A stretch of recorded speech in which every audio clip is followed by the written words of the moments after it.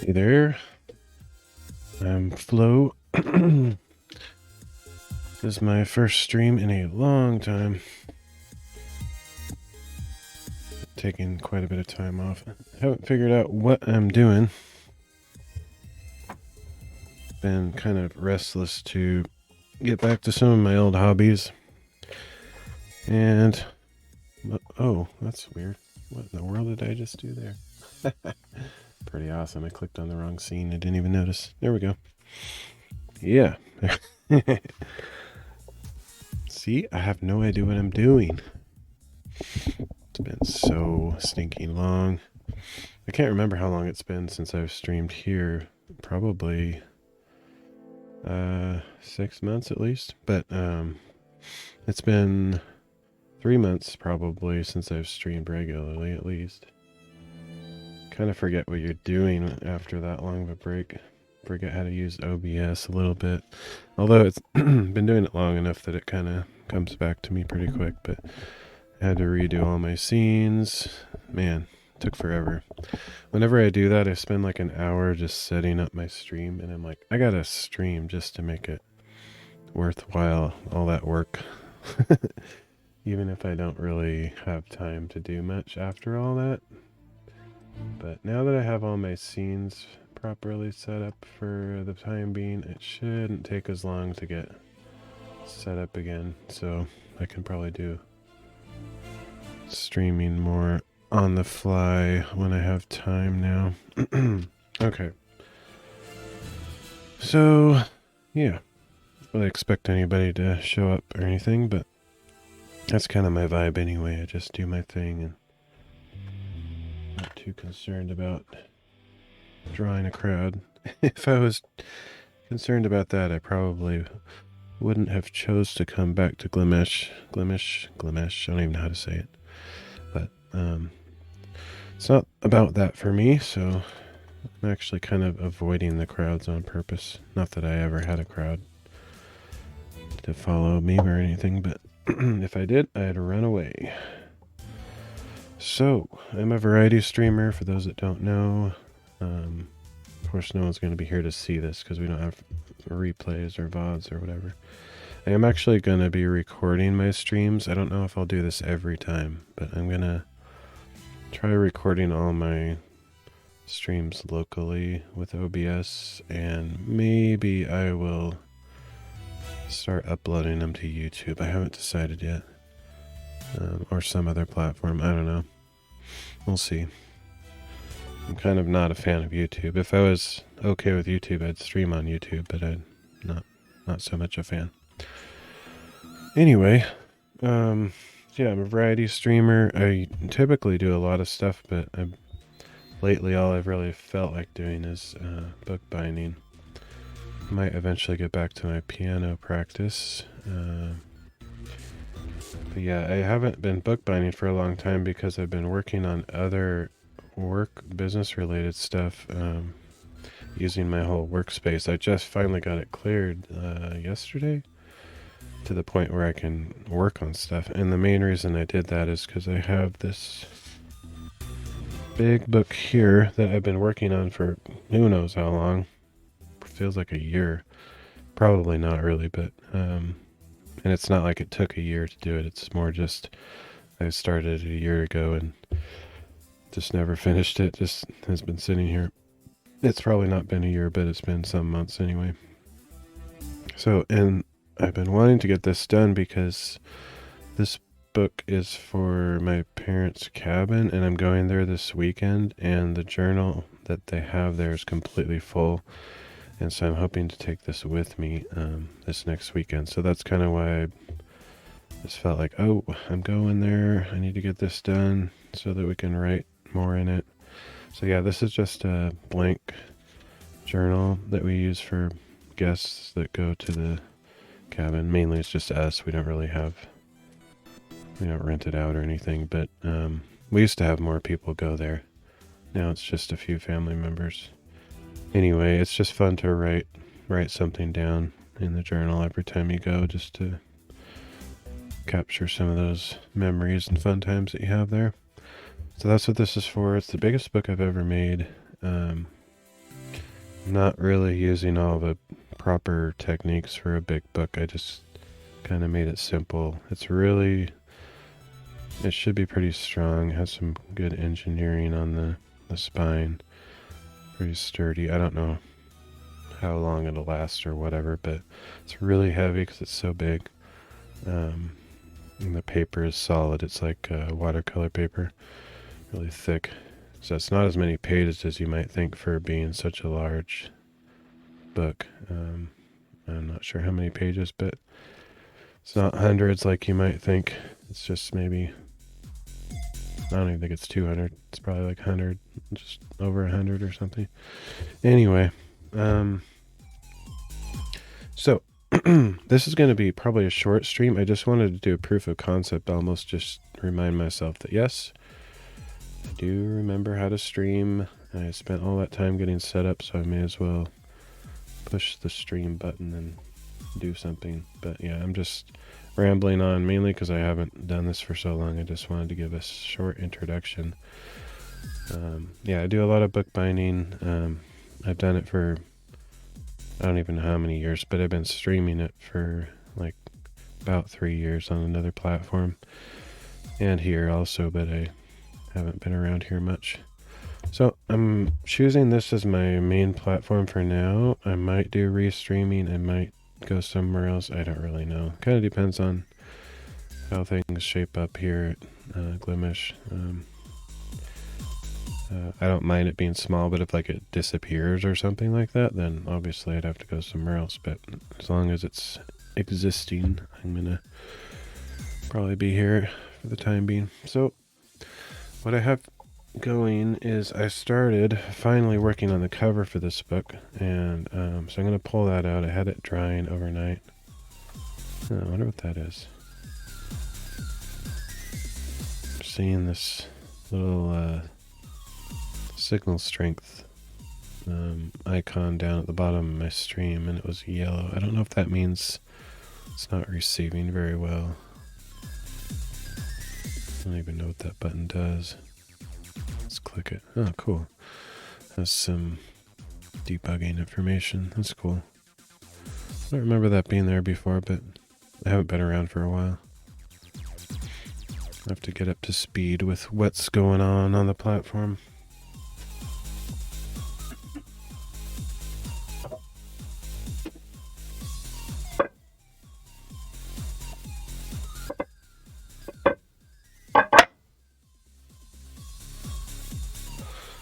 Okay, so these are the book boards that I had drying overnight yesterday.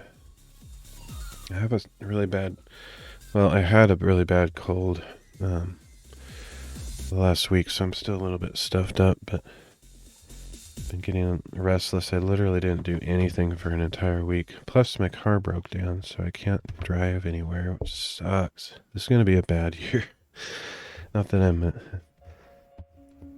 wishing that on myself or anything, but I don't have money to buy a car, and I can't afford to fix my current one. And if I can't get outside, like when the weather starts getting nice, I get pretty depressed if I'm like stuck at home without a car. So hopefully I'll figure something out, but I don't know.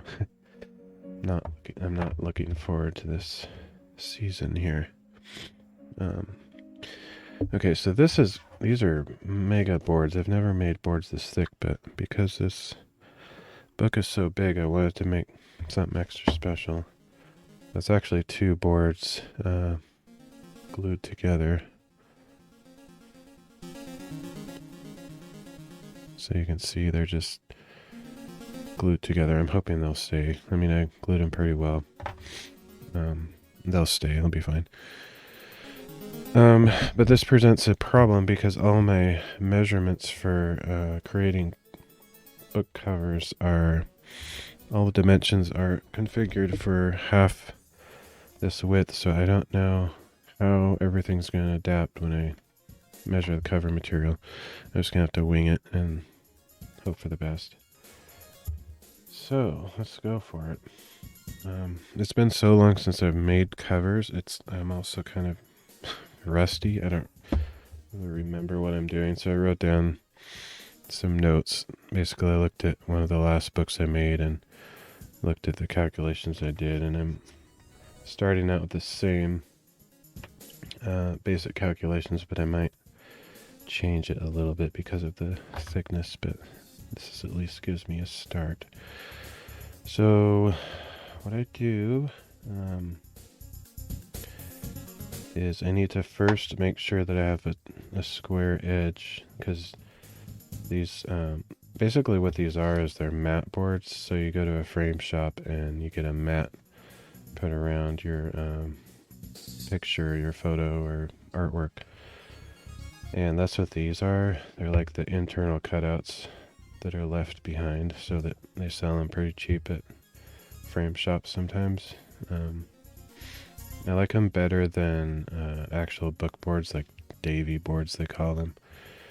They're a little bit more sturdy, generally speaking, plus these particular ones I believe are archival, acid-free, neutral pH, whatever.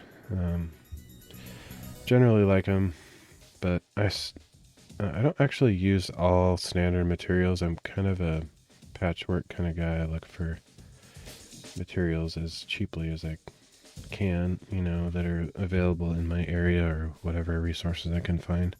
Try to get creative with it instead of, going to a bookbinding store or an online website that sells the stuff. I try to get creative with my sources. Use what I have already, or just find cheaper alternatives. Yeah. Anyway, they worked pretty well for me so far through the years, so I'm pretty happy with them. But I might eventually exhaust that resource. The art store where I get these has kind of changed how they do business a little bit, mainly because of the COVID times. And so I don't know if I'll have that forever as a resource. I have quite a stock of them, of these boards, because I bought them over the years.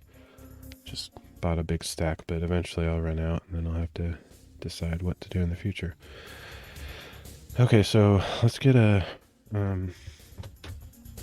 make sure I have a square edge. I'm not gonna measure it or anything yet. That comes next.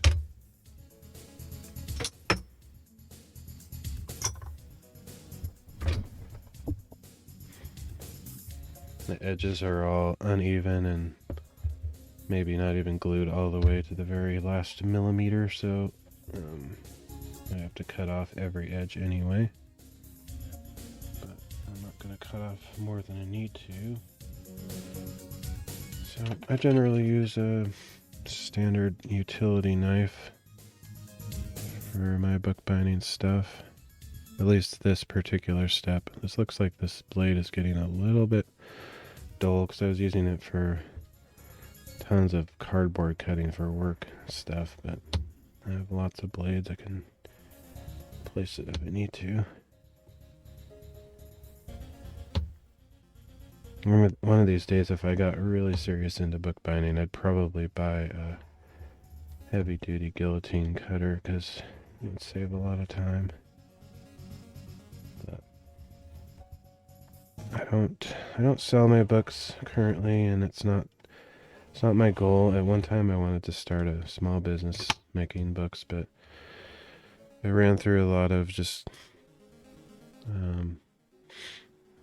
metrics or just kind of realism scenarios, and I came to realize I probably can't do it for money or professionally. It's too hard to make it work. Some people have succeeded at doing things like that, either bookbinding or other crafts, but it's hard. It can be very discouraging, and I'm not really a super ambitious, hard-working business owner kind of person, so it's got to be fun if I'm going to do it. Otherwise, I'll just get burnt out. So I just do it for fun, pretty much. Okay, I'm looking for a particular tool, but I might not find it. Doesn't really matter that much.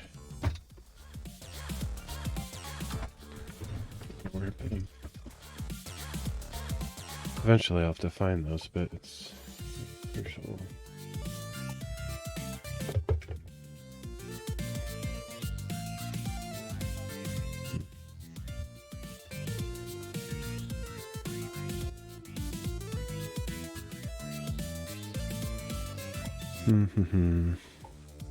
Need something just to make sure I'm lined up with the back of this. Just some kind of flat object. This will work for now.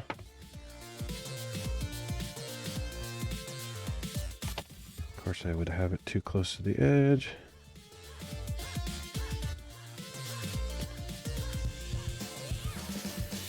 This board, matte board, is extremely dense, especially when it's been glued as much as I've glued it. The glue kind of stiffens the surfaces a little bit, so it takes quite a bit to cut through it.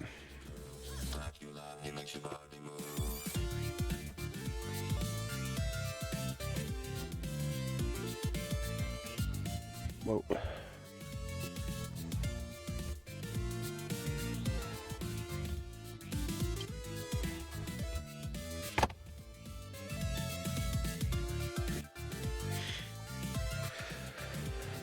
I've thought about producing YouTube videos, making them higher quality and scripting them out and, you know, going through the various steps, the process, but it's a lot of work, and I enjoy the relaxed format of streaming. And like I said, I might upload my replays to YouTube since I'm recording them locally, but they won't make for very good content, because if you're not watching a stream live, watching a replay of a stream is kind of clumsy, and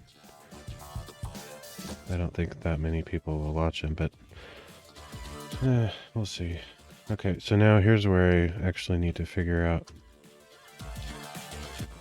Okay, so never mind, I don't have to figure it out. I'm going to go with these measurements.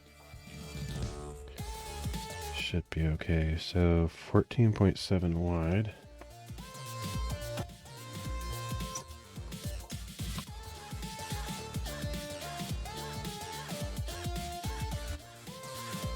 Yeah, it's been really slow here on Glimesh, whatever. I haven't been streaming, like I said, for a long time, but I've been kind of watching it the last couple of weeks just to kind of decide if I want to come back here. And it's like, wow, there's hardly anybody here, but I don't really care for my stream, but it's like, man, I hope things turn out good for the platform, because I really like everything about it.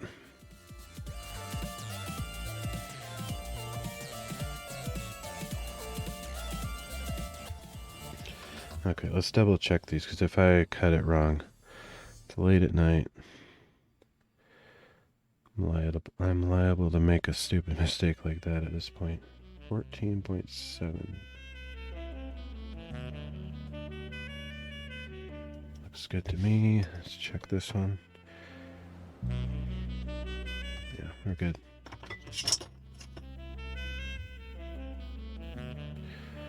I've particularly noticed, I don't think I've seen one art stream since I've been watching again. I'm not really watching streams, but I'm just kind of gauging to see who's on here. And look, there's like a few gamers, and the art category's been kind of dead, so hopefully I'll get something going with that if I have time.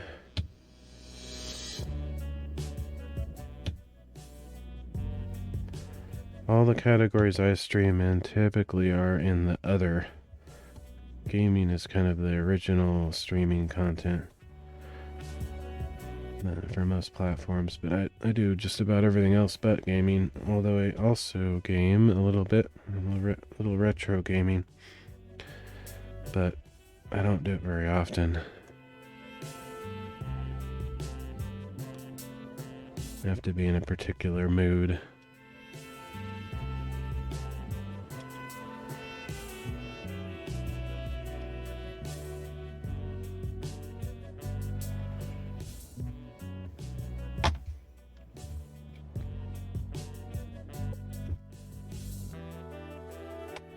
All right.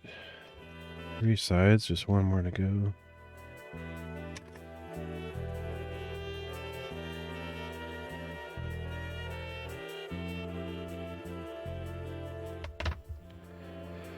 The height is 20.85 centimeters.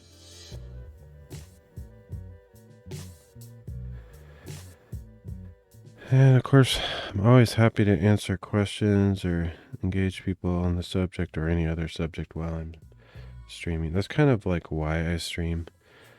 I used to say this a lot when I streamed before, but since I'm not been here much, my thing is I kind of do what I want to do, some activity.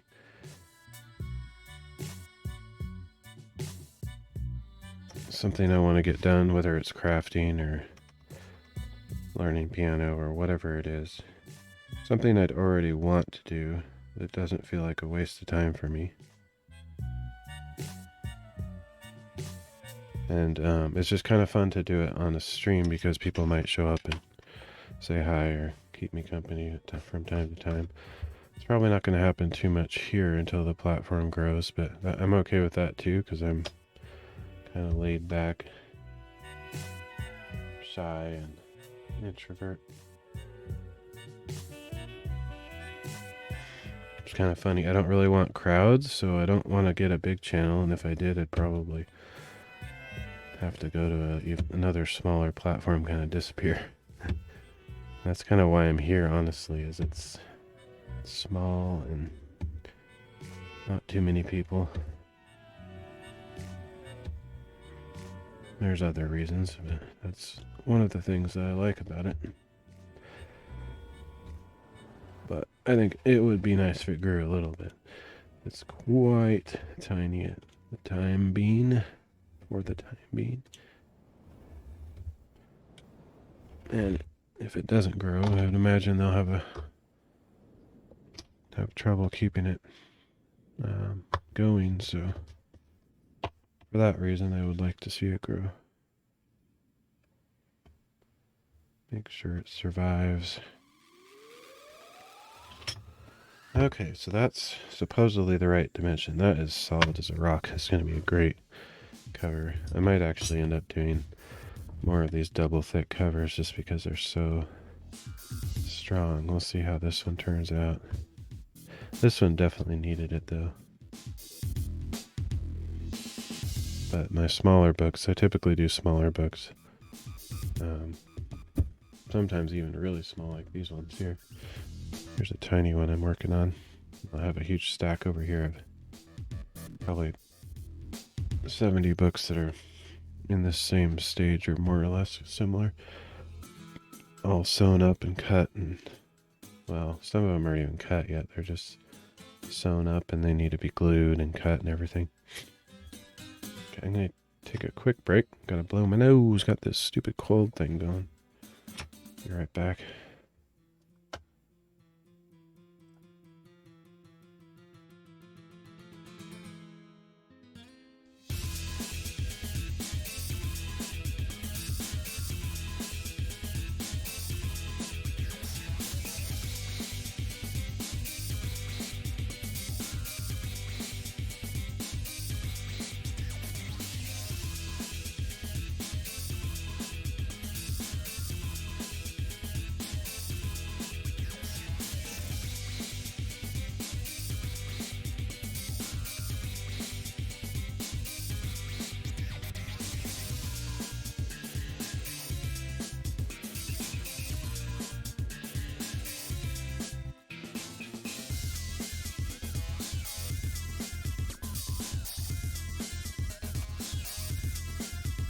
Ah, did it again. Switched to that wrong scene. Might have to delete that scene. I don't really use it for anything. I need to get rid of a lot of scenes. I have copied my scenes over from the platform I used to stream on, and I don't think I need most of them. Keep it simple.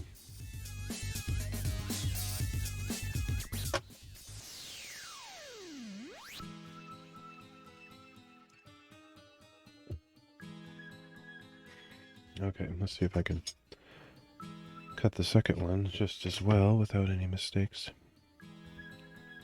This would particularly be a disaster if I made a mistake here, because I had to do a lot of special steps to make these extra thick boards.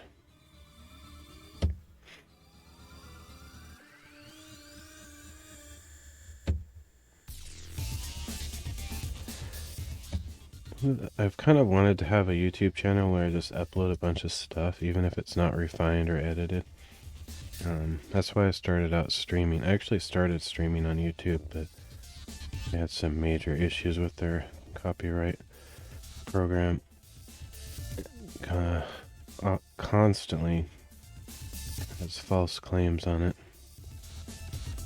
And it just got very frustrated, so I left there like after just maybe doing 10 or so streams. Got so annoyed at it. And I found DLive like 3 years ago and ended up streaming there for about 3 years. And I found Glimesh too. Actually started streaming on Glimesh the very first week. So like technically I've been on here for over a year, but I just haven't been streaming regularly. But I have been here essentially from the beginning. Oh shoot, that's not good. Oh man, I hope I got that. Okay, I got lucky on this one. But that cut I just made didn't come in deep enough to get inside this area, so I'm gonna have to cut more off here. Got really lucky on that first one. So I don't think I was checking both sides.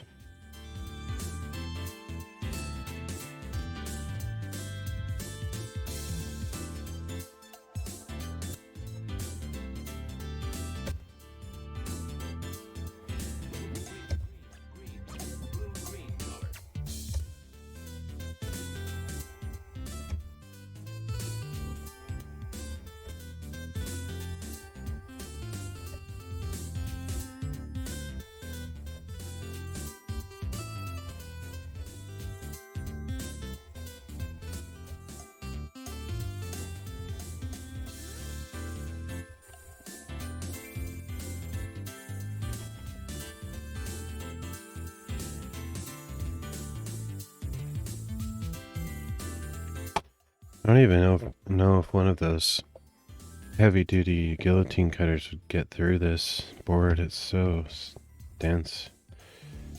Kind of don't think so. This might be kind of stuck cutting it this way. Even if I bought one of those. Okay, let's check the back side this time. Make sure I cut off enough.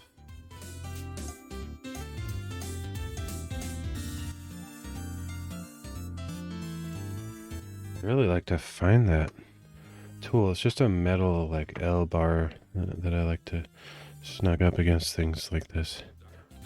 Use it for a variety of purposes, but I don't know where they are at right now. My whole workspace is very messed up for a long time because of what I've been doing here.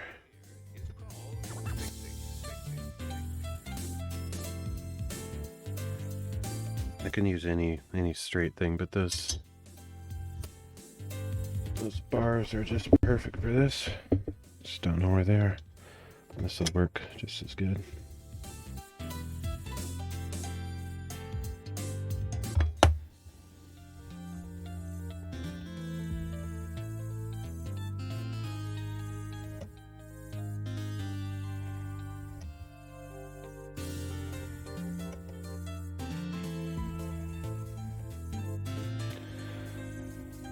Every little step that you do in bookbinding or any craft has very much thought and intentionality after a lot of practice. Like even these cuts I'm doing, I'm not doing them straight up, I'm doing them at a slight angle out this way. Not very much, but a little bit. Because as you're cutting through a thick thing, your blade glides down this way away from your straight edge because of the nature of the blade. Unfortunately, there's hardly any, if any, blades available that have a single bevel. So, hard to catch this in the light, but you can see that as a bevel on this side, but it also has a bevel on the other side. And so that bevel causes it to wedge away from your straight edge. So in order to have a straight cut through a thick thing, you have to compensate for that by angling it out a little bit, or angling it in towards the bottom of the straight edge. But there's lots of those little random details that you could easily just ignore, but you're going to suffer for it because it's maybe hard to see, but this board is pretty perpendicular. You can see the cut across it is pretty perpendicular, but that's only because I am so used to cutting at that slight angle. I kind of compensate for it. If I didn't do that, you would see a little ramp, you know, an angle like this instead of going straight across like that. So yeah, there's just a lot of little details that you learn over the years doing something. If you're just cutting through a small stack of paper, you won't notice that angle so much. But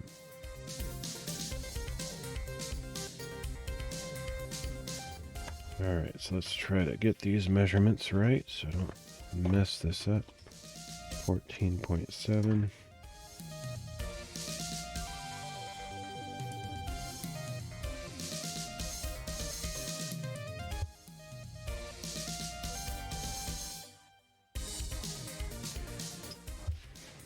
I'll probably end up either repeating myself a lot or not saying much at all on these streams, depending on if somebody's here asking questions. Oops, I almost messed that up. 14.7.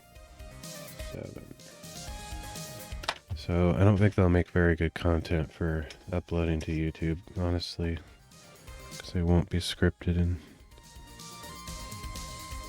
I could just do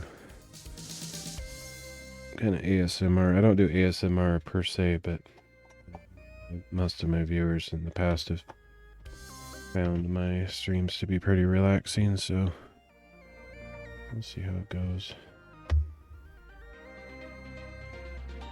I always listen to video game music when I'm streaming, which in theory shouldn't be a problem because you can play gaming music when you're playing games. So I don't think it'll be an issue, but if I upload to YouTube with their stupid copyright system, it might lag some of my streams, and I might get annoyed with that.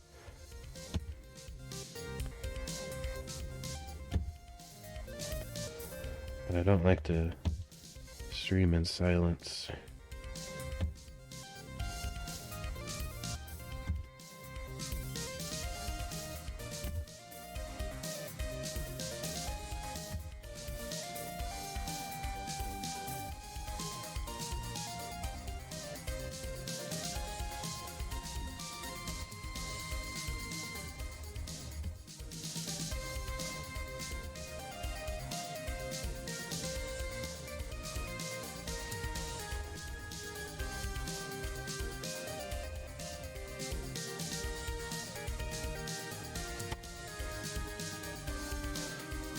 I might have cut that at too much of an angle that time, but that's fine.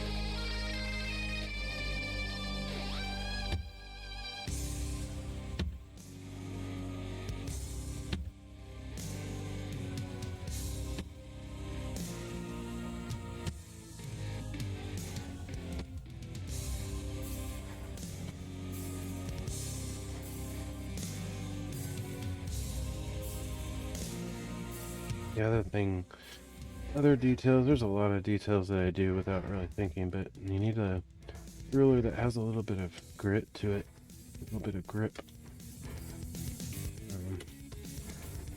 I like this particular square because it has a little bit of texture with the lines that are etched into it, so it tends to grip and not slide around too much. This is actually maybe my favorite ruler, just because I like the markings on it and the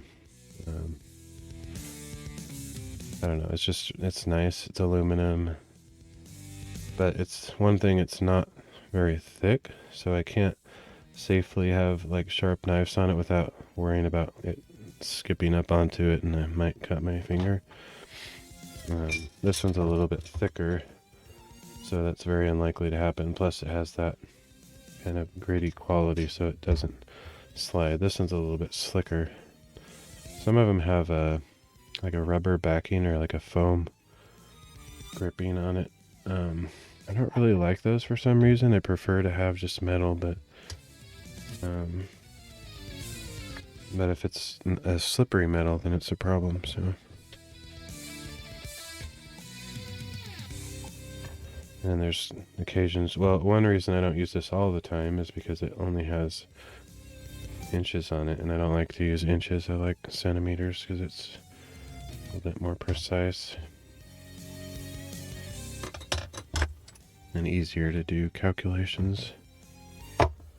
Okay, so here's my two boards. They match up pretty, not 100% perfect, but just a hairline, like a splitting a hair of difference. They're like pretty perfect. Good enough. So one thing I have to decide is, since these are pretty thick, I'm probably gonna angle cut off one of the sides, the side that comes in here toward the spine. I'm just gonna round this top corner off more than I normally would. I'll round all the corners as well, just so it's less likely to cut through the book cloth.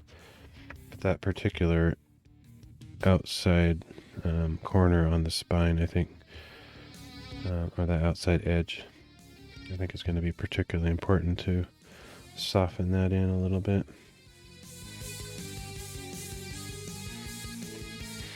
It's never really a pleasant step to do, the sanding.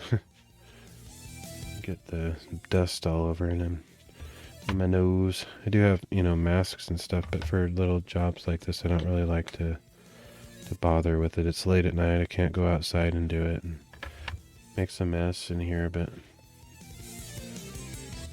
I have all sorts of sanders. I have a belt sander that I could just set it on and grind it down real quick. I have a orbital sander that would do it really nicely and quick too. But those are really loud. It's late at night. Don't want to wake anybody up, so I'm just gonna hand sand it.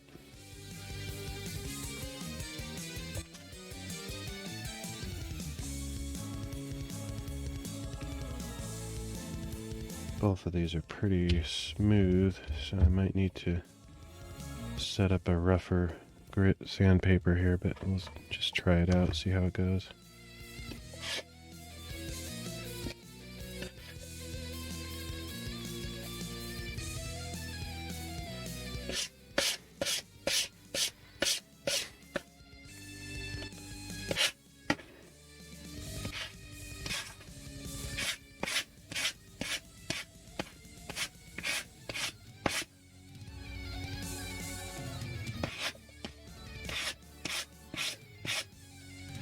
It would actually be really nice to use the belt sander, or the belt sander outside. Make a mess and it would go really quickly, and I could do it really evenly and consistent.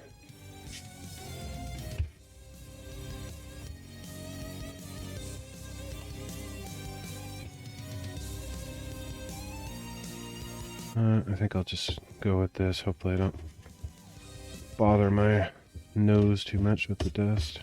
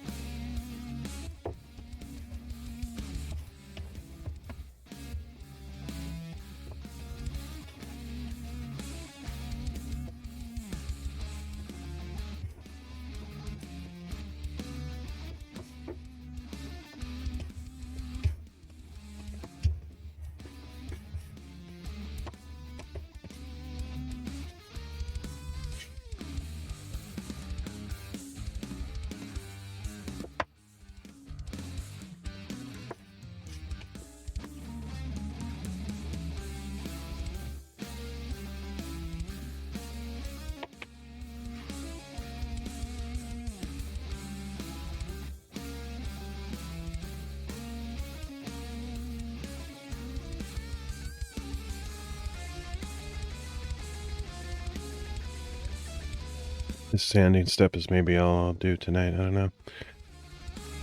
Don't want to stay up too crazy late tonight.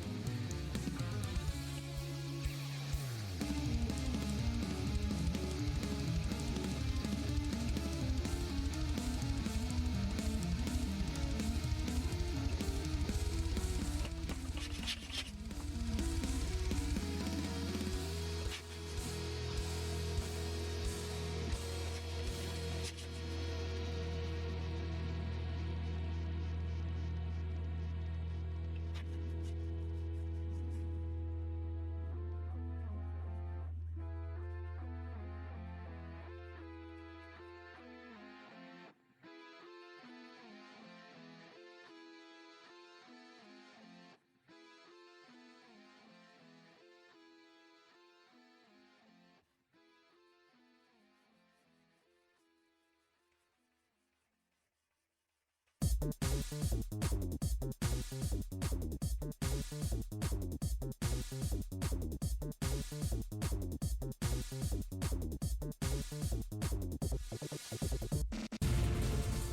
don't know. I was kind of worried that might happen. I need to be more careful about sanding it away from the edges, not in from the edges. Pulled up some of that layer there. Let's cut that bit off.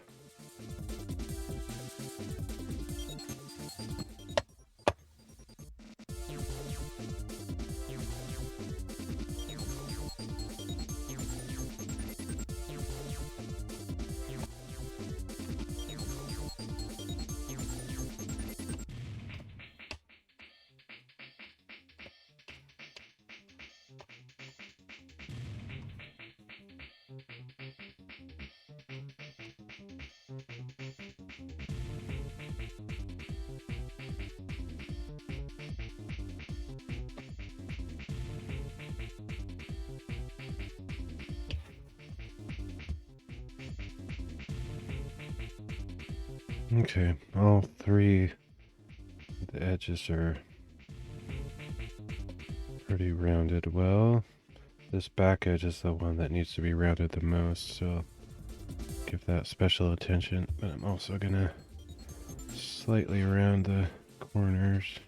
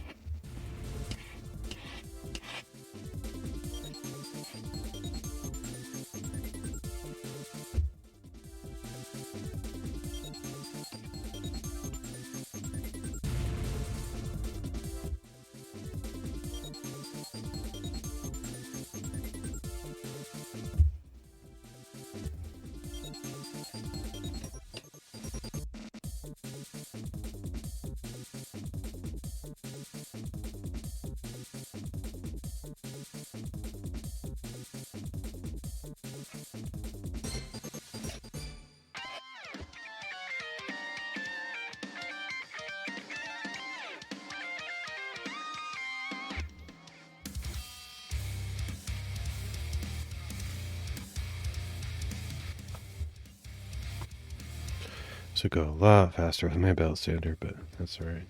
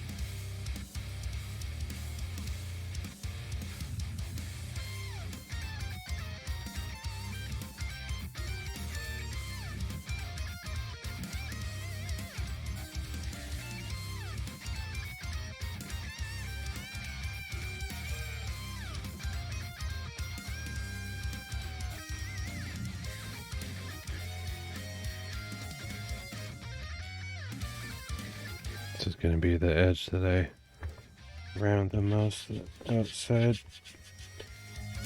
top edge on the outside of the book near the spine to give it this extra smooth transition on the fabric.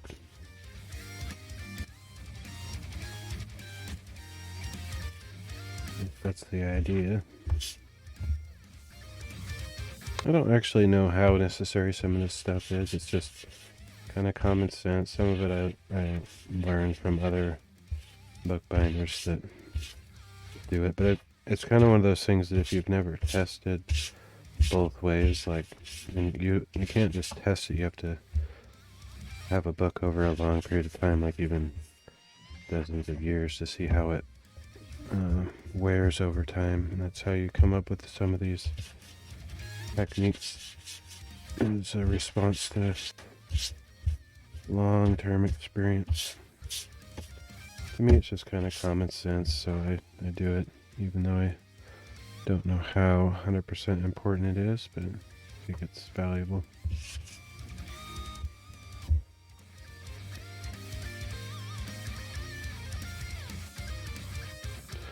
I think without using my belt sander on that edge, I can't really get it much smoother than that. I can't really ramp it down as much as I would like to without creating too rough of a edge there.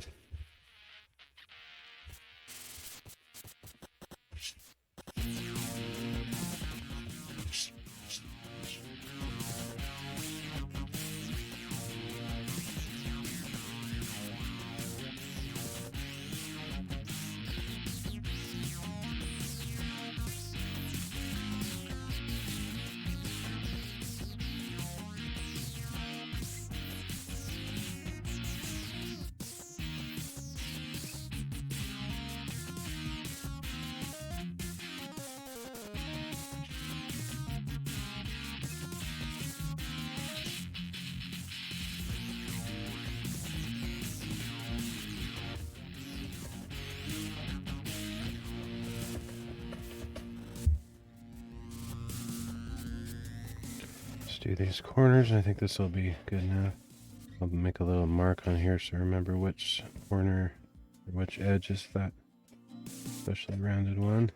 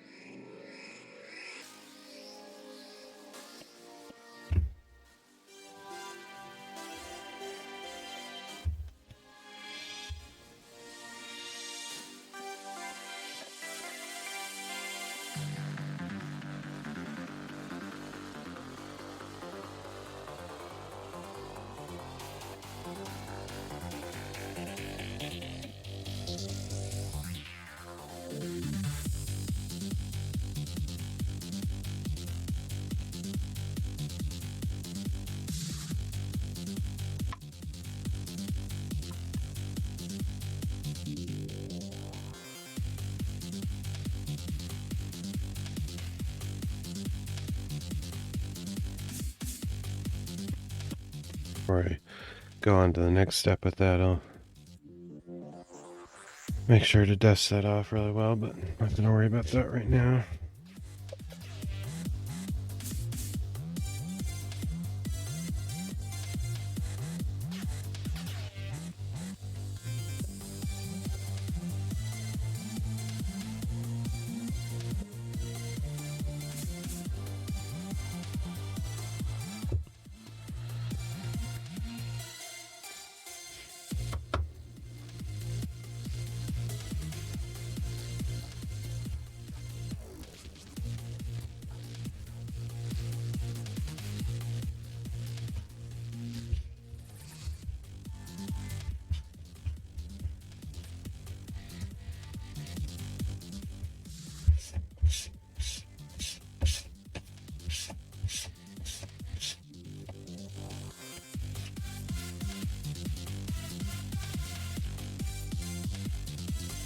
Sandpaper's losing a little bit of its tooth here. Probably should change it out. This is cheap sandpaper.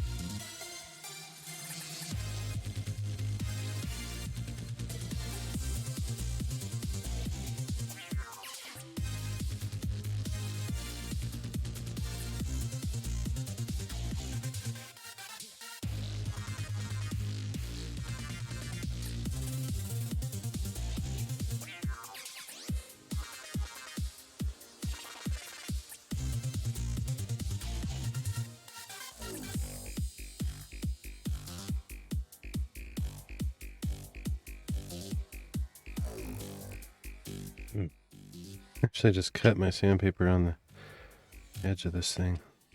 I thought it was the actual board dividing, but I guess it's better to lose this sandpaper and then the board needs to be replaced anyway.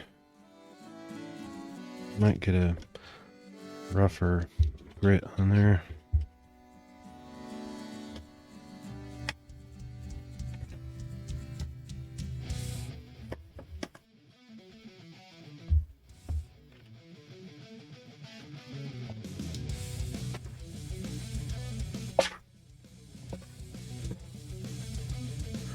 Although I have more of the same thing just sitting here, so I'll just use it up first.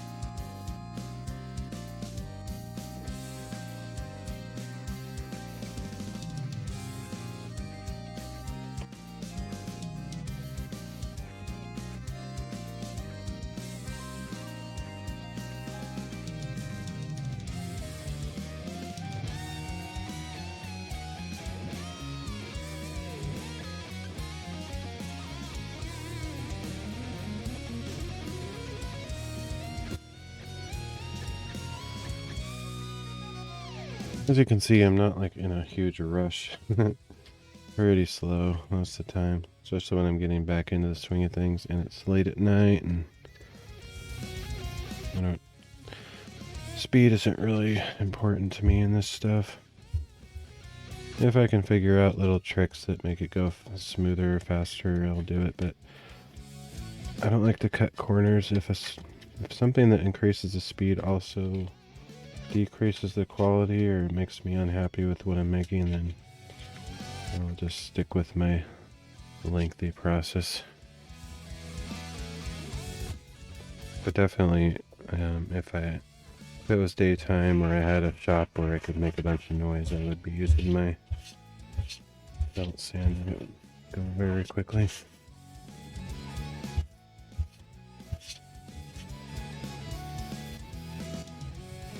But this new sandpaper will make a big difference also.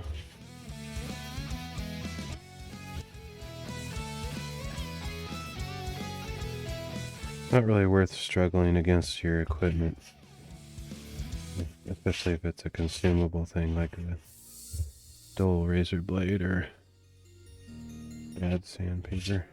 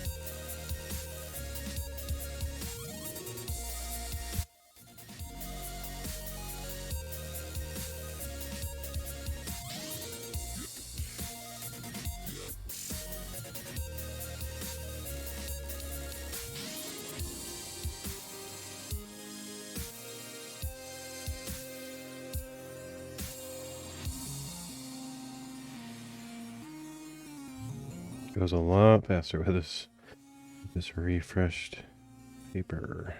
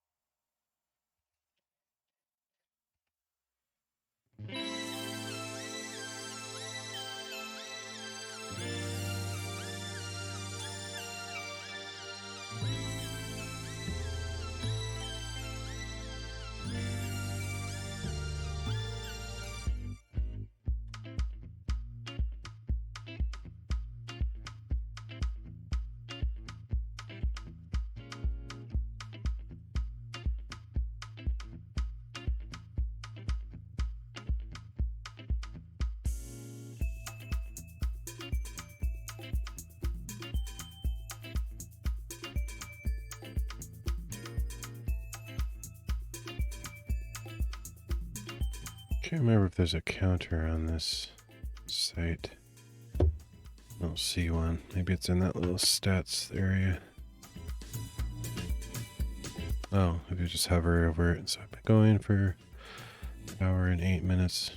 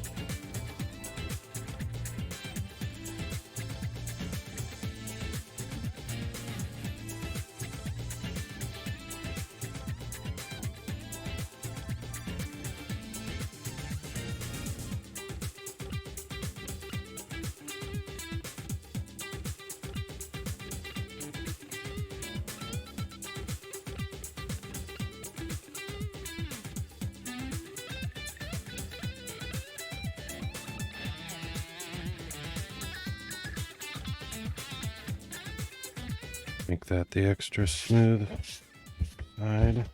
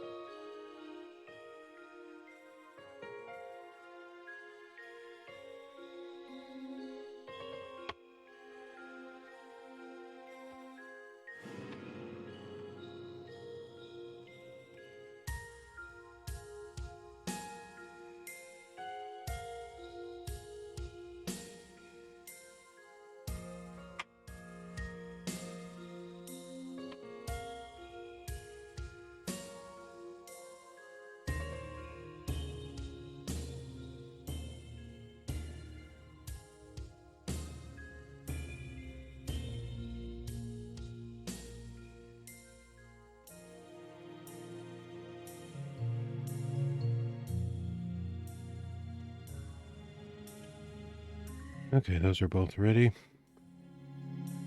So, next step.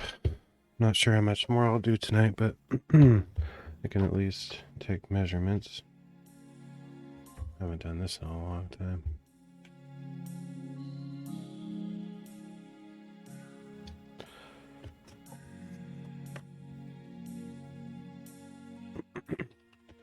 So basically what I do is I place these. Oh, actually, let me get prepared here. See if I can find my old stuff.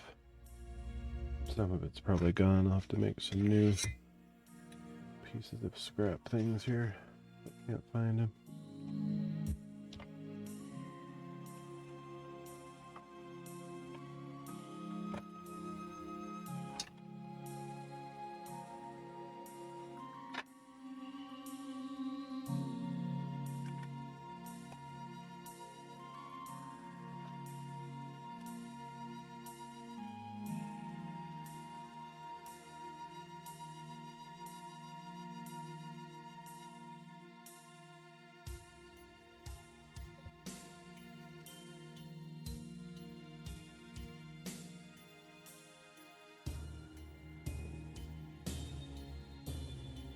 Just need some small scraps. I can just cut them from this piece here.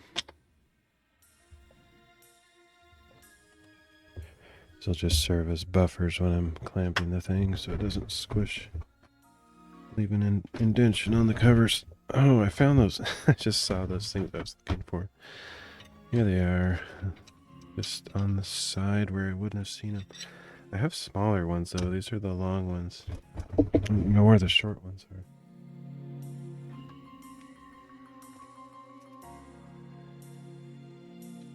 It's weird. Anyway, these are good for lining the ends of things up. You can just put this down on the desk. It's like a L shape here. It's a perfect 90-degree angle, so you can just put that on the desk and then line a couple things up. And then you can be sure that they're lined up that way. I have some shorter ones though that I use for specific purpose when I'm... What do I use those for? I guess when I'm cutting the books, which isn't something I'm doing right now, but... Okay.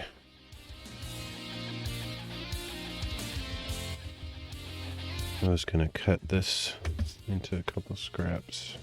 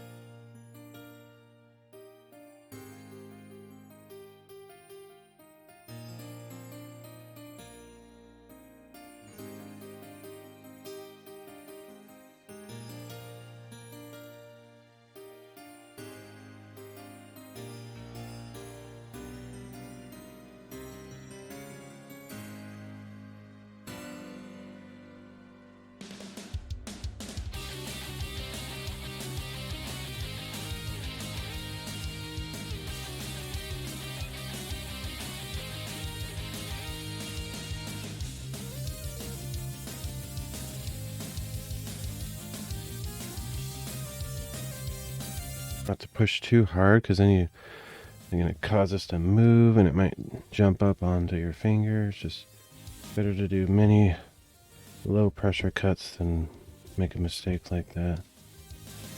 Always make sure you're lined up with the edge before you start pulling too.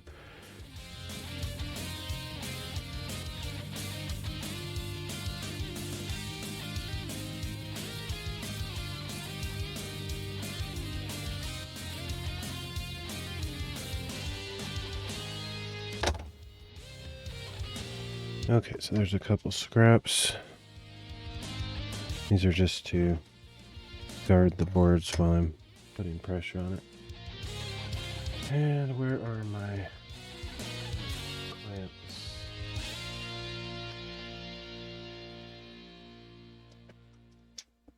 There's one of them.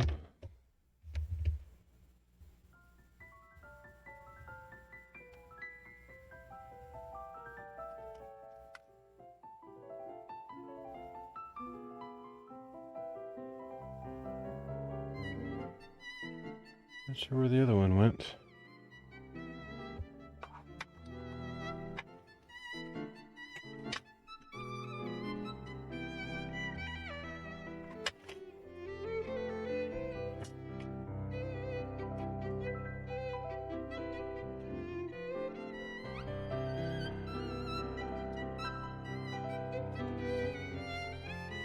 Improved the situation on my craft table here, but it's still not it's definitely not organized.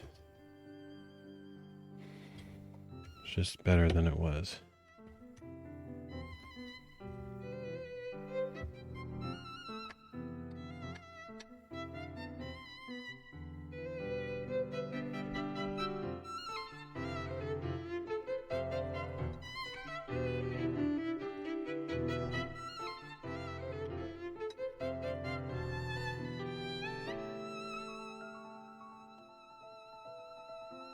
There's one thing I was looking for earlier.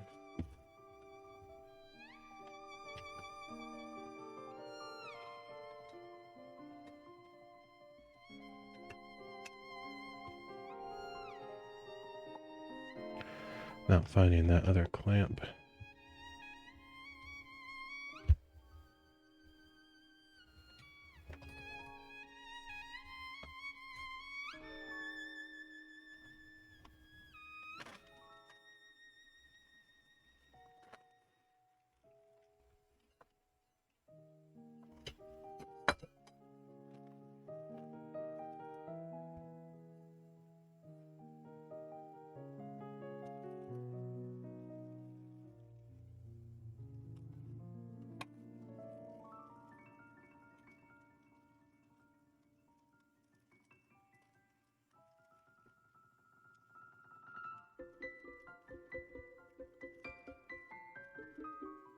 Usually things I'm looking for end up being right in front of my face.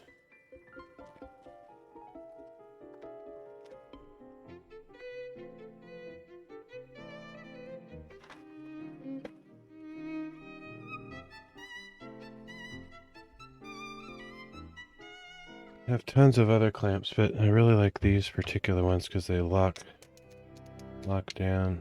And they're small, lightweight, just perfect for this exact job. But I also have these spring clamps here that probably are good enough. Just can't get them as tight as these ones. But I don't know where the other one is right now, so I don't actually I don't even need two of them. I don't know what I'm thinking. And this one might not even open big enough for this book. It's crazy. It's a huge book. Yeah. It's like just too big for it anyway. I wonder if this one's even big enough. Okay, well, I guess I was looking for no reason. Because that one is too small for this particular job. Even the spring clamp might be too small. It's not crucial that I clamp it, but so what I like to do is I like to arrange That's exactly how it would be. So this rounded corner that I marked is going to be towards the spine. Put the mirror image on the other side like that. And then I arrange these how they will be on the final book with the same overlap on the edges. Try to get that symmetrical on both sides. As close as I reasonably can. Looks pretty good.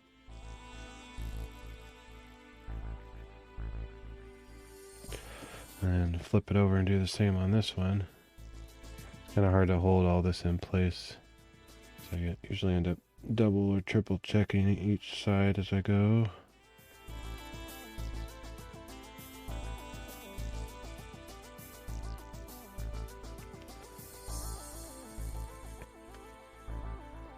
Better to err on the side of having a little bit more overlap than not enough.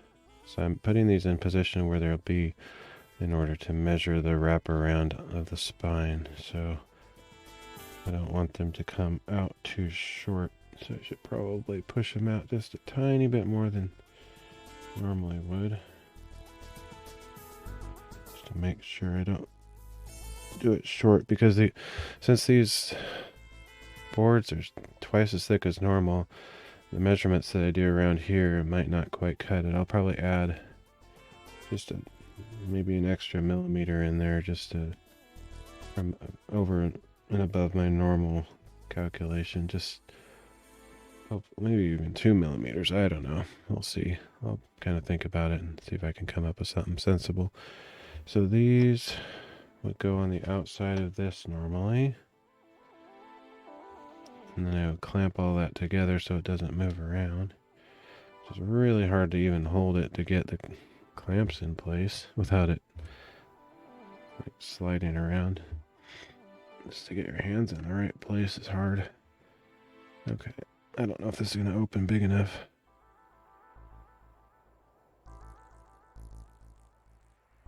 Just barely. So I have those on those little scrap spacers so that I don't leave an indentation on the boards. Okay, so that should be, I'm going to double check it and go all the way around every side to make sure it's positioned how I want it. Looks good, pretty even. And then I just take an impression on a scrap piece of paper to get the measurement of the spine. So let's see, here we go.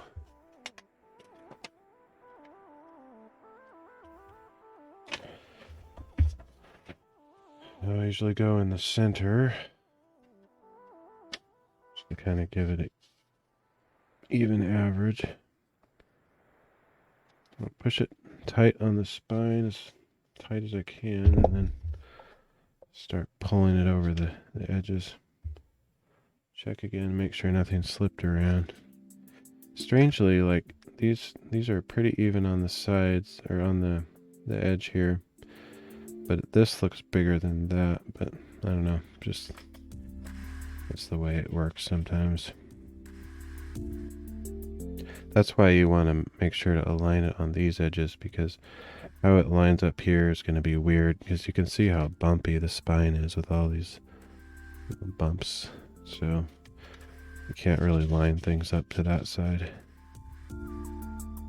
Okay, so I'm trying to get a accurate reading here. It's hard to pull it tight enough to get that, but I think we got it there. Then you just push it along the board so it makes an impression. Kind of see how it makes a fold there. That's how you get your reading for the thickness of the spine wrap. So then I just open that up and you can kind of see the impressions. I just go with these outermost impressions, so that's where it intersected with the board. So then I take that measurement, which is going to vary slightly depending on where I measure it too, but try to get it right in the middle just to kind of take a good average. We got, let's go with, looks like we're almost exactly 6 centimeters. Let me make sure I have that lined up there. Yeah, it's pretty close to 6 centimeters. So let's get my little list of measurements for this book. I make one of these little notations for every book that I do because every single one is different. No machine-made things here where everything's exactly the same. Every single book is slightly different. So I do S for spine equals 6.0 centimeters. And then I need to look at the previous book to see how I normally calculate. And I'll probably add a little bit more to it since it's thicker covers.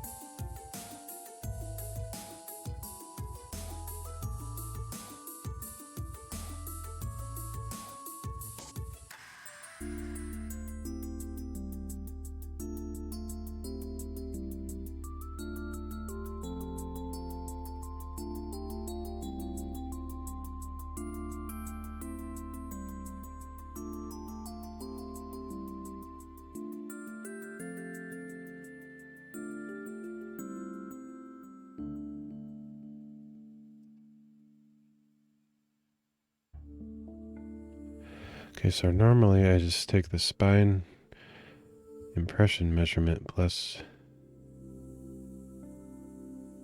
0.2, so 2 millimeters.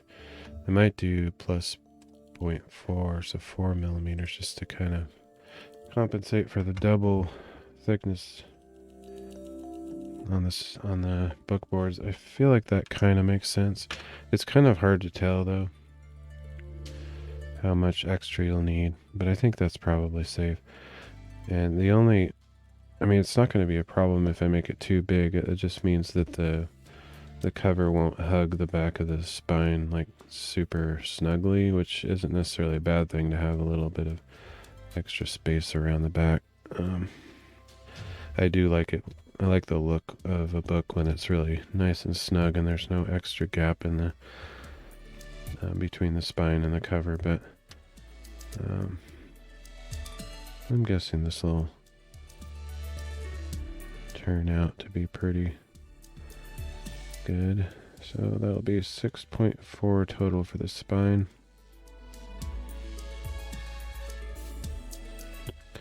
Make a little note that the double thick book boards,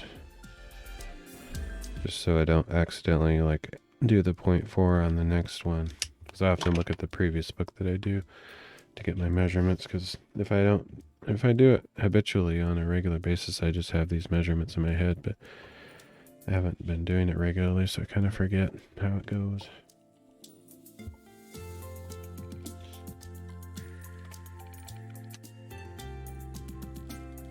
Honestly, it depends on the thickness of the cover material as well. I'd like to come up with a perfect equation that accounts for the thickness of the board, the thickness of the spine wrap, and the thickness of the cover material. I think those are really the only three variables. Everything else works out fine. But there's probably something like spine wrap plus half of board thickness plus half of cover material, but it's probably not half, it's probably like 0.75 or some random number like that. Never figured out what that works out to be. But if I had an equation like that, then I could just measure the thickness of each thing and plug it into my little equation and not have to worry if it's going to come out right. It's crazy how us literally, not necessarily in this actually in this particular situation and others similar to it, a half a millimeter will throw you off entirely when you're dealing with tolerances this small. A lot of people, when they make books, they make really big overhangs. Like, you can kind of see how small my overhang is here if you just look at these corners. It's not much more than the thickness of the board is how much it's sticking out, basically. Just a little bit more, maybe. But in my other smaller books, it's even less overhang than that. I'm giving it a little bit more tolerance here because it's a larger book. But a lot of people will actually have them hanging out like twice as far as I do, and I just think that looks goofy. Plus, it not only does it look weird, there's many reasons not to do that. If you have the book on a shelf, the larger that overhang is, the more over time this is going to sag out towards the edges. Like, this is going to sag like that because of gravity. If you have the smaller overhang, it won't have much room to sag. Plus, the more overhang you have, the more likely you're going to hit these edges, and they'll get all bent up. Whereas if they're really tight in to the edge of the book, they'll be reinforced by the structure of the entire book. So there's just a bunch of reasons why I choose to keep my overhangs. There's a word for all this stuff, technical bookbinding terms, and I can't remember any of it because I studied all that so long ago. I don't really use the terminology anymore, but whatever that overhang measurement name is, maybe it's called a lip or something, but at any rate, I try to keep that overlap really small. Smaller the better for me. I mean, I wouldn't want it to be even, like just right on the edge. You want some overhang, but not too much. You also kind of want it to be at least as high as your headbands. Like, your headbands are sticking out. You want your book boards to be at least as far as those are, so that those aren't like brushing up against your shelf, and not too much anyway. All those little details you got to think about. But you also have complete control over. You can decide how much your headbands are going to stick out and how much your book boards are going to stick out. When you're hand making everything, you control all that. But the smaller tolerances you have, the more difficult it is, because everything has to line up in the end. And I tend to challenge myself in that way by enforcing strict tolerances like that. Very small margins for error, basically. Okay, so now I'm going to decide which one's the front and which one's the back, and I think it's actually dictated for me, kind of. It's like this one will be the front. This one will be the back.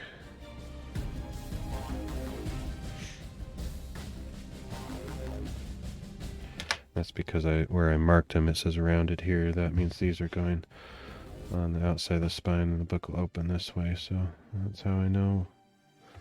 And sometimes I like to confirm, because I make goofy mistakes sometimes. This goes on the back, this goes on the front, and both of those are on the spine. And this is the front of the book, and we know that because the ribbon is on the top, not the bottom of the book.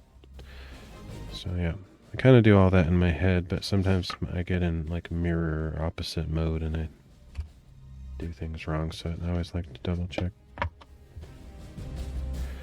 Okay. These are ready to go, and I have my spine measurement, which is 6.4 centimeters. So what I typically do is I will make a spacer.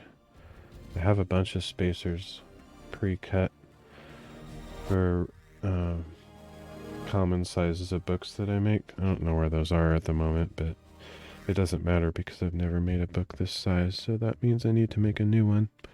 So I need to find a scrap piece of board to cut it out of, which I usually have some in my drawer here.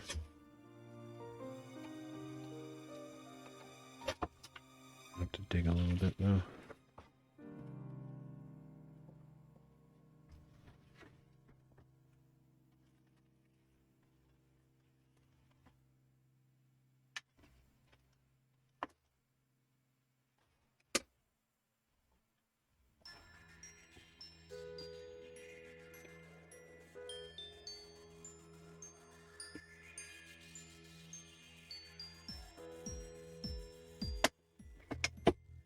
the kind of the scraps I typically use, but none of these are going to be big enough for this book, so I might have to cut a new piece if I don't find a bigger one here.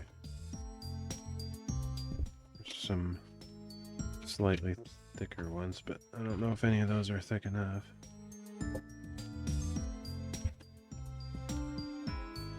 Wider, I should say, not thicker.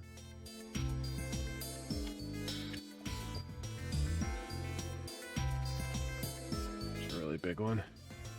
That's so big that I would rather save that and use it for book board.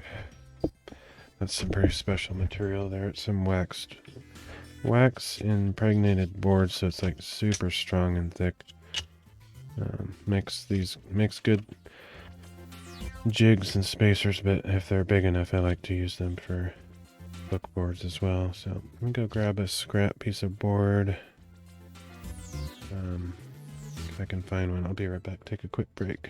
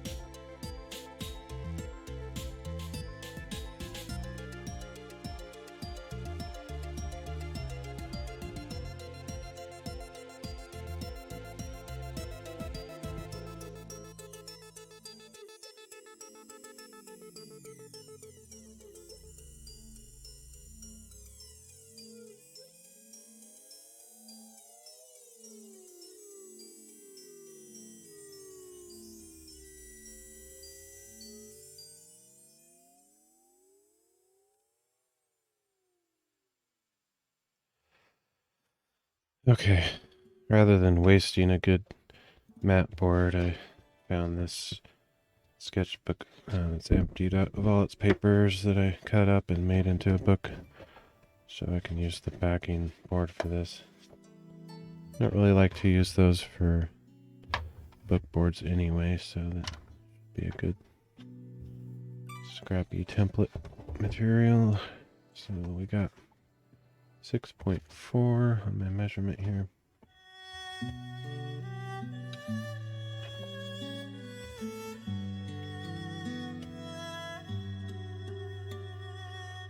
Sometimes I need to turn up the lights just to see what I'm doing.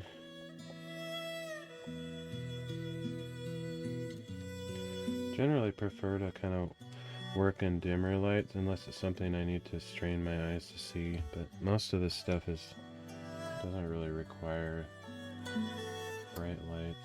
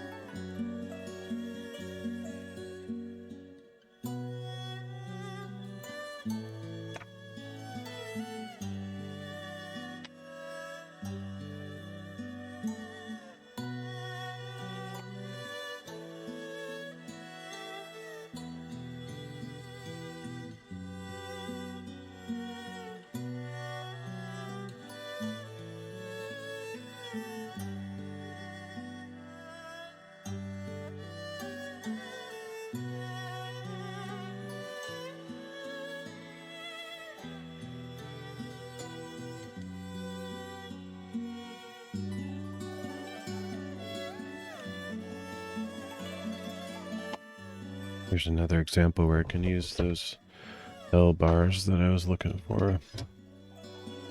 Put this here, line up my ruler so I know it's square with the edge.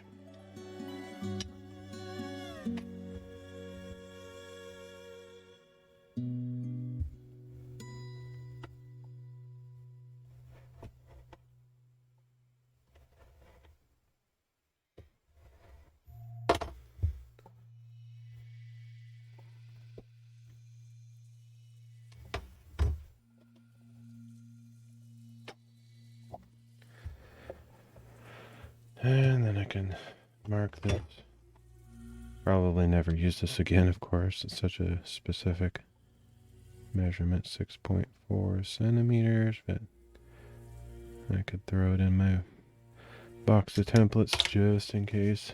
Eventually, if I make hundreds of books, they'll probably have every single measurement covered in my little templates. I wish I could make these out of steel, like little pieces of metal. Be awesome if I had like a laser cutter, plasma cutter or something. But it's really expensive to buy those kind of things, so unless you have the equipment to cut them yourself or know somebody, it's easier just to make them out of cardboard. Where did I put that cap for the knife?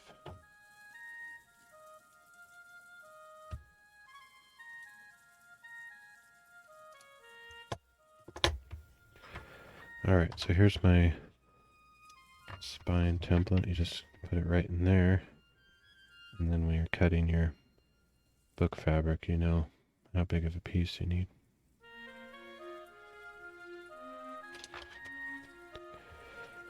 So, I don't think I'm quite ready to get into that tonight, am I? I guess I could cut the fabric. It's not that big of a deal. As long as I have it sitting here. Let me see if I do or not. Clean up a bit. Need some space to cut it anyway.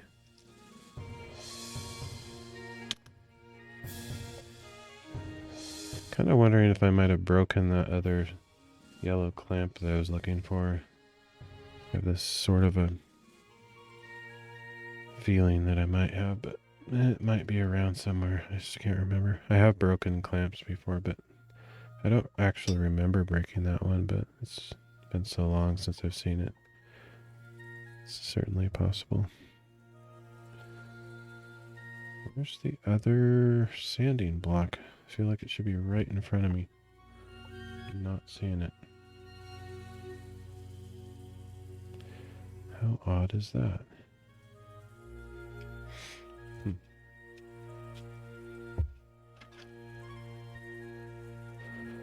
Okay, let's clean up a bit more of the stuff out of the way so I can have space. Oh, there it is, underneath the rulers.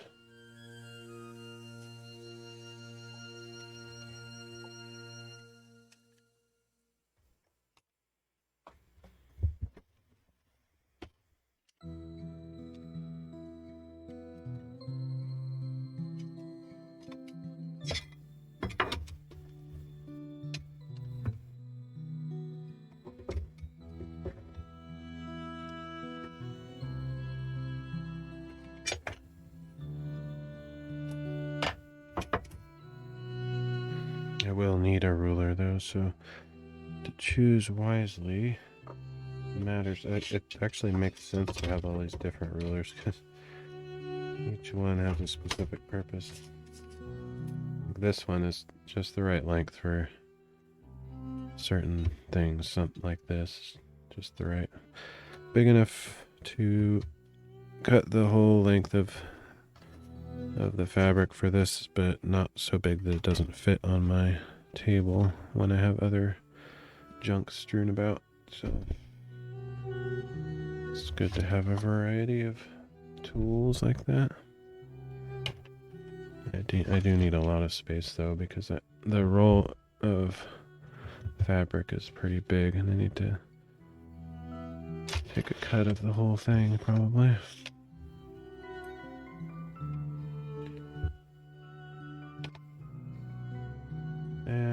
need my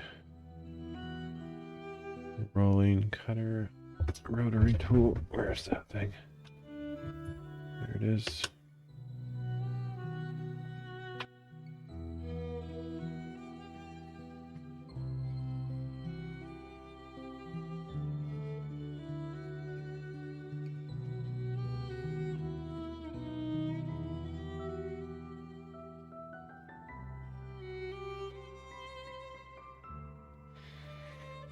So I'm choosing to use like canvas is the kind of canvas you would paint on with acrylics or oils.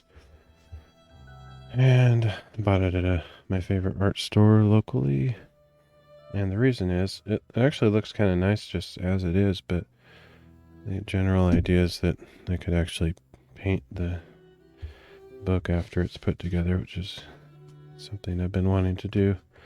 Well, I don't know how to paint really or anything, but I've been wanting to make books that you could paint. Not so much for my own use, but just I thought it would be a good thing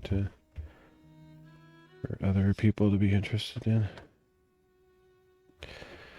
Okay, so the challenge here is going to be folding this out and getting the right angle on my table where I can cut a corner off. Huge.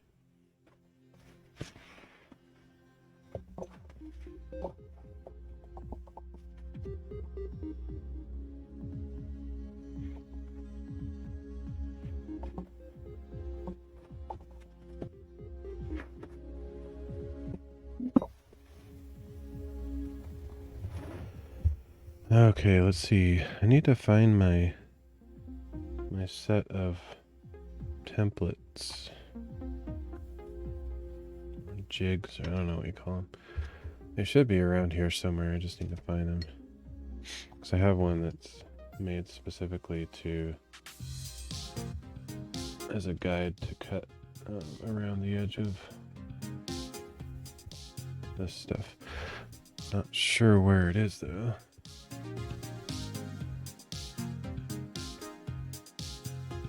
Here's one of my templates. I have a big old stack of them somewhere. Have to find them.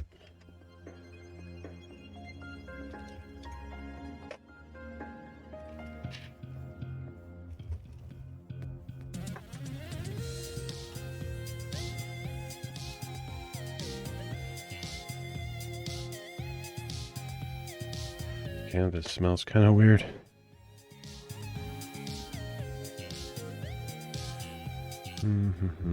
Where would I put those? Oh, there they are. Oh, there's all the other stuff I was looking for too.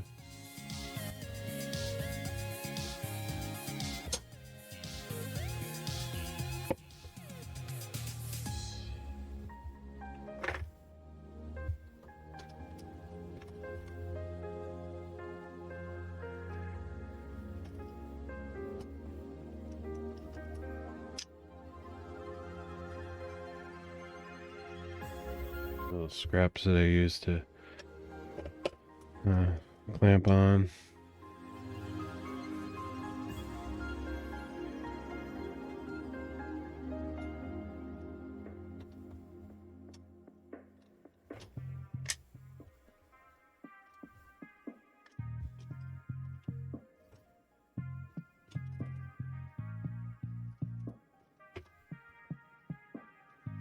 Here's those shorter little L bars. These are actually custom made for when I do my edge cutting. I'll eventually do that on stream, but not near that process right now. At least not on this book that I'm working on. It's already been done. So, finding all my template jig things except for the ones that I want right now, of course. These big ones. Yeah, this one here.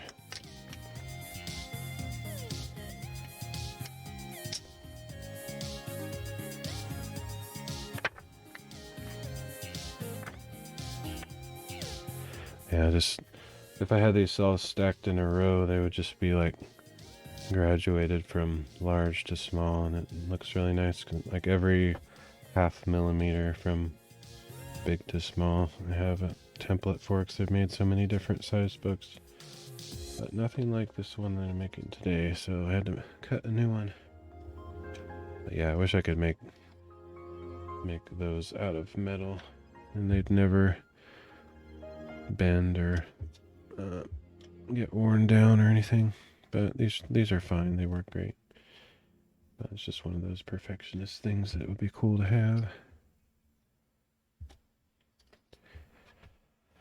So I found that 1 1/8 inch border around my book covers works pretty good. Plus just a little bit of extra, like that little fuzzy area that I'll have to cut off anyway. So I need enough on my workspace here that I can cut all the way around.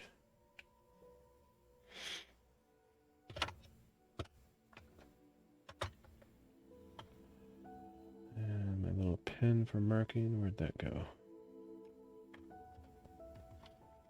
Looks like this is cut pretty straight. Sometimes the fabric is not cut square, like whoever cut it at a fabric store or wherever didn't cut it square. So in that case, you just want to make sure you add a little extra around the edges because you're going to have to cut it square and you don't want to cut it short. Generally what I do is I put these where they should be. I use this to actually line them with each other. Just hold them up against there so I know that they're aligned top to bottom. And then I kind of move this whole thing toward the edges and corners. And then I make sure I have enough either side with this thing. A little bit more. Yeah, it's not perfectly square on this fabric. You can see it kind of comes in here, so make sure I have a little extra down here at the bottom.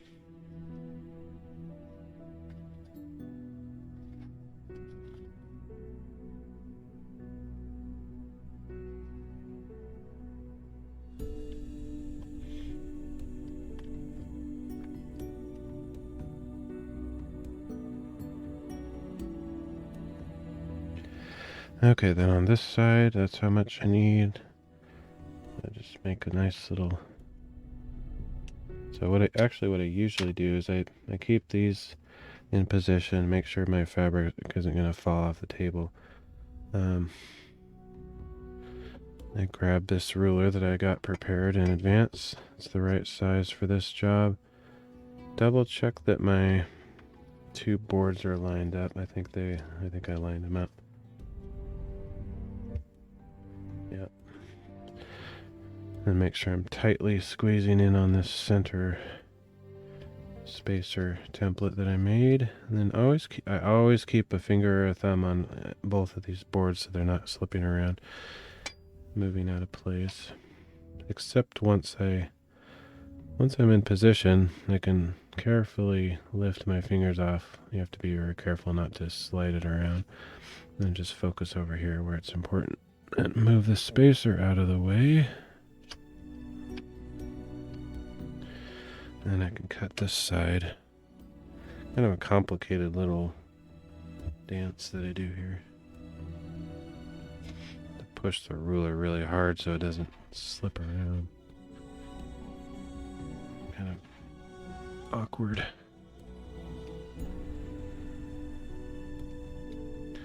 And the worst of all is doing this bottom cut because doesn't feel natural to cut in this direction. So nothing's moved, so I can just place my hand on these again and still where they should be, and then use the spacer at the bottom. And unfortunately I didn't put this up high enough on the table, so this ruler's almost kind of balancing on the edge here, which is... I'm going to avoid that disaster by pulling this whole structure up a bit without moving it on top of the fabric. So I just maintain position, and then I get this over here, It's not an exact science. It doesn't, if I move a tiny bit, it's not a big deal because I actually allow a little extra fabric around the edges. It will eventually get cut off.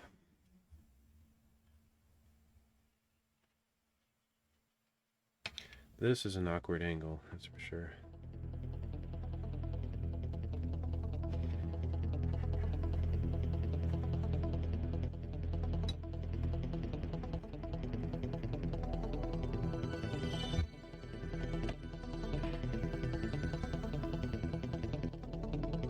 Probably didn't cut all the way down the line.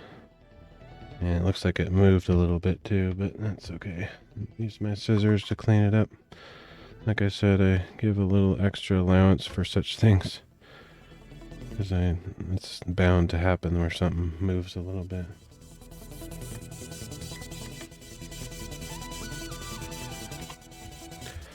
And there we go.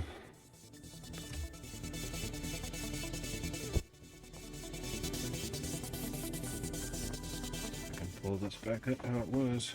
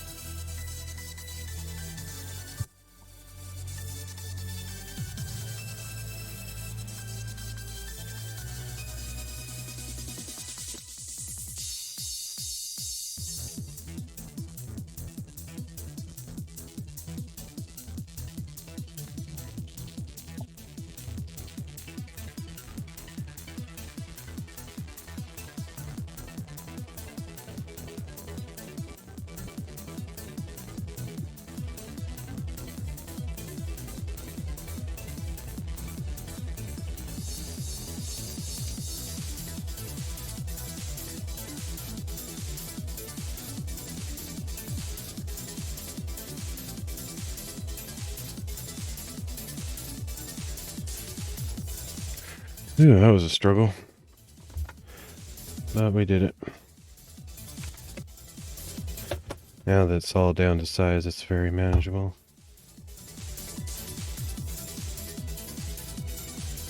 So I need to cut 2 more pieces of things. I have some fusing material that I use to make book cloth, and then I also have some Chinese rice paper that I fuse onto this. Which, I've seen that recently. Let me see if I can find it. So I can at least cut the rice paper. I don't know. The fusing stuff might not be accessible. Although I'm going to go get it. May as well just do this all at once. I don't think I'll do the ironing process right now, but I'll at least get the pieces cut. Shouldn't take too long. Well, let me take a quick break. I'll be right back.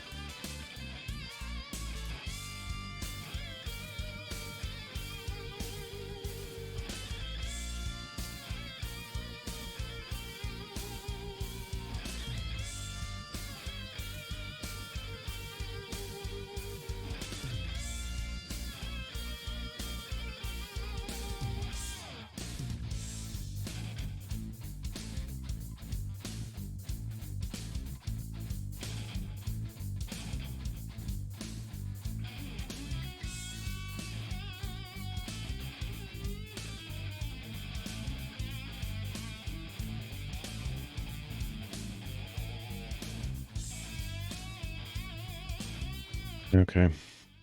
I hadn't even opened this up. I don't know how long ago I bought this. A long time ago. Apparently I didn't have any smaller rolls, so I just have this huge pack of this interfacing stuff to figure out a container to put it in once it's open.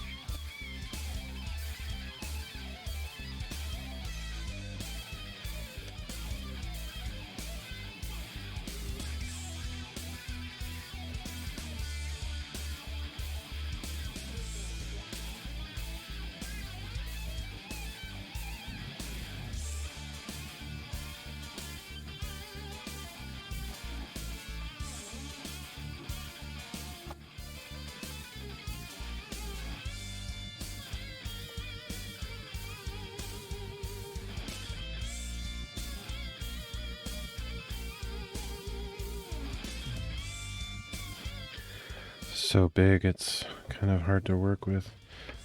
Get this other stuff on top of here.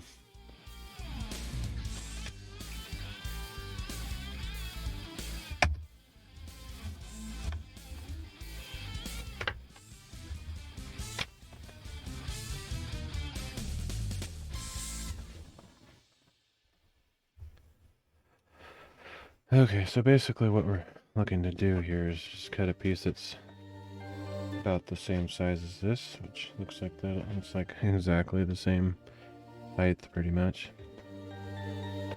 It actually needs to be cut a little bit smaller than this, but I'm going to cut just a rough straight across here, just to get my first basic size.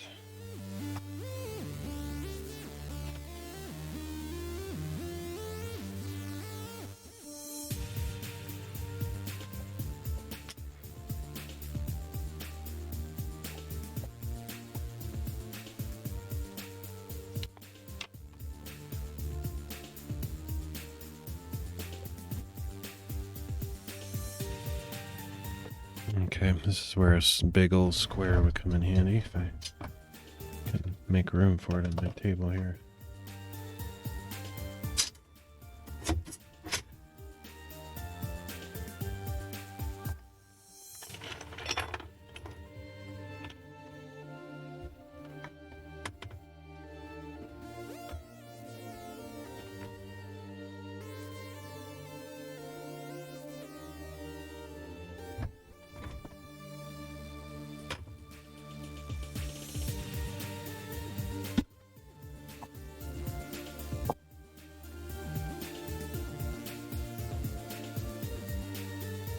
Down in the drawer, I think that should work.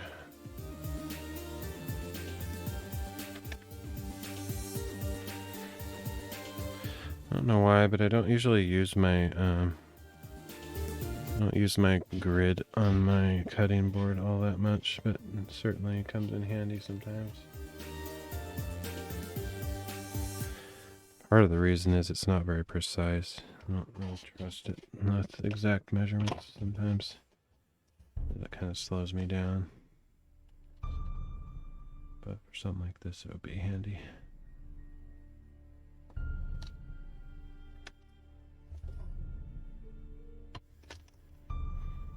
That canvas fabric is it's cut very crooked, so I'll cut the larger of the two.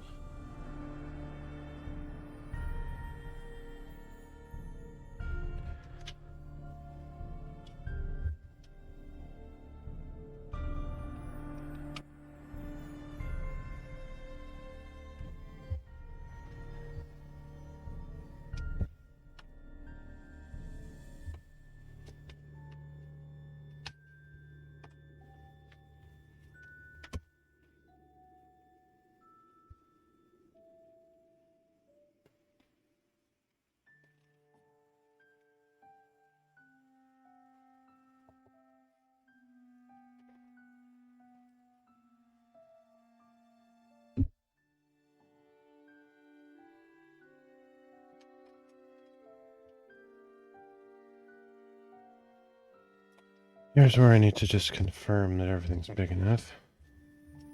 Not sure what all that stuff is. I guess it's from the canvas. I hope that canvas doesn't unravel. Should be fine once I get it ironed into the fusing stuff here. I need to make sure. Well, another thing I should choose is, I didn't really check, but sometimes there's actual flaws in the fabric, like little holes or markings. This looks okay. And it doesn't look like it matters which side is outward. The other thing I was considering is if I should prime it with, what do you call it, gesso or whatever. And I think I concluded that I'm not going to do that. I might prime it on the book, but I'm not going to prime it before I cover the book. I don't know if I'll regret that or not, but I like the idea of it looking kind of natural like this instead of being painted white, bleach white. I feel like that would look kind of ugly, especially if I don't paint the entire surface. I might just do little sketches of designs on parts of it and leave the rest of it like natural looking. So that was kind of my line of thought with that. I don't know if I'll change my mind later or what, but that's what I'm going with. Okay, let's check this again to make sure I made it big enough. I'm sure I did. Probably bigger than it needs to be. Okay. And just for my own sanity, I think I'm gonna cut some of the excess off because it's such a weird shape that it's not square at all. Not even close, so I think if I make it a little closer to square now, I'll have a little bit less frustration later. So I use this side as my basis because it looks like that's the straightest side.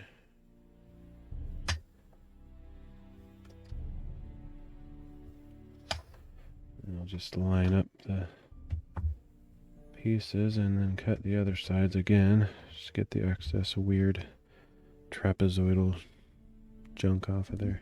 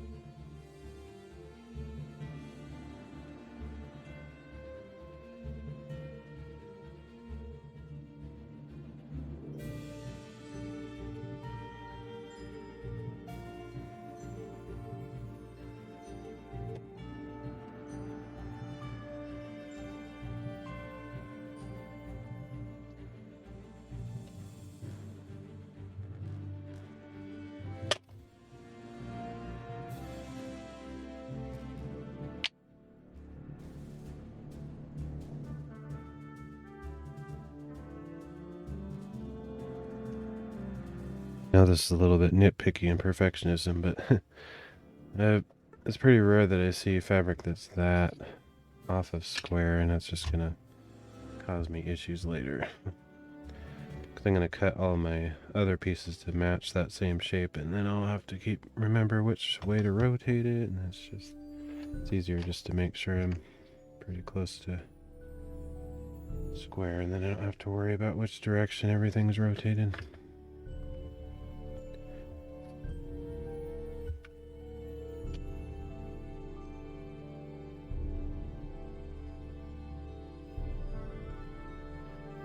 A little bit short on this corner, but that's okay.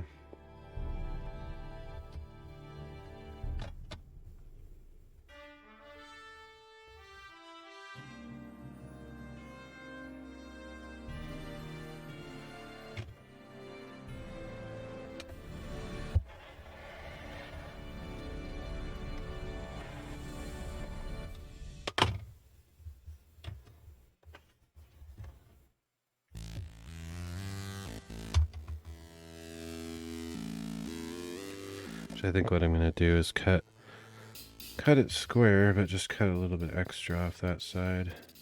Just move this kind of equally over that way a bit.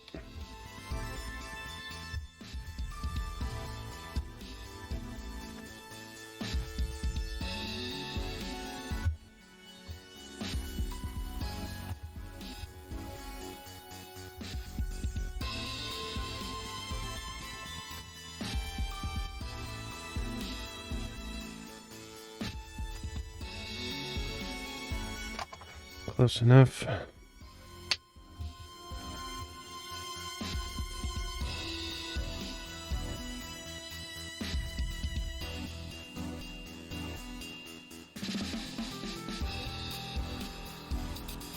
Still won't be perfect, but closer.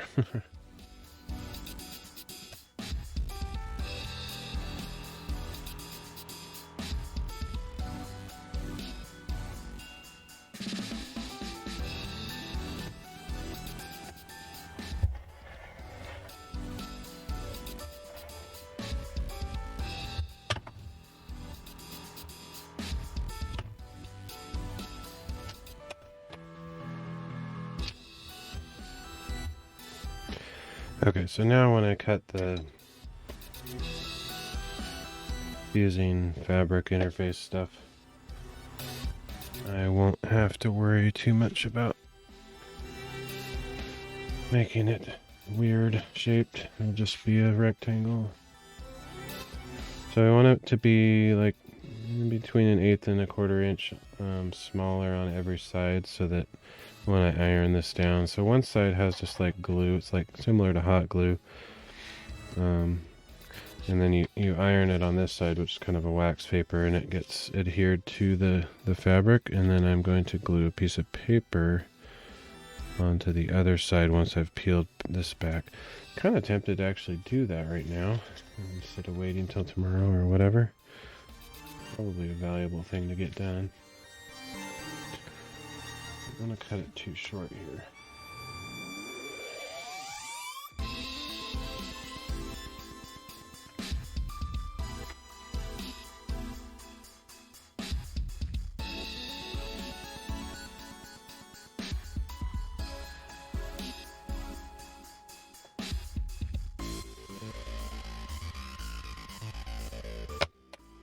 So cut that down so it fits inside of that. I might do the ironing today. We'll see. Shouldn't take too long to do.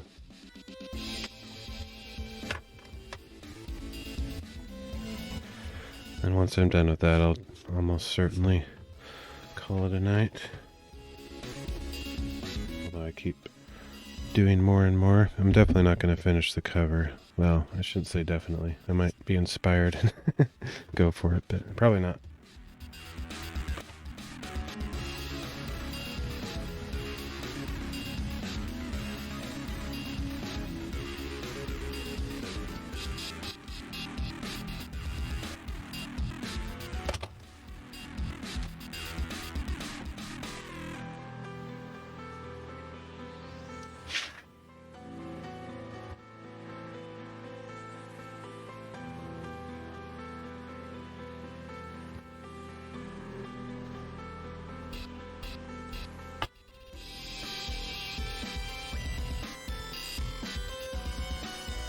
Okay.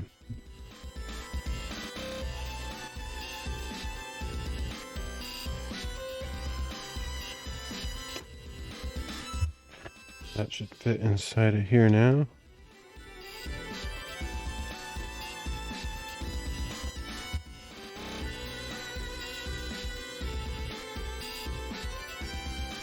Yeah, pretty close. I'm gonna have to cut a tiny bit of that corner off since that wasn't square up there. That should be fine. And then the last piece I cut is this Chinese rice paper. I'm going to use tissue paper. I used to use tissue paper before I got a roll of this, and I really like this stuff, but it's effectively the same for the purpose that it's being used for. It's basically just giving you something to glue onto so that you can... Because normally you don't want to glue fabric straight onto your book because it'll just soak through and leave little marks on the outside of your fabric from the glue that seeps through. But if you put this,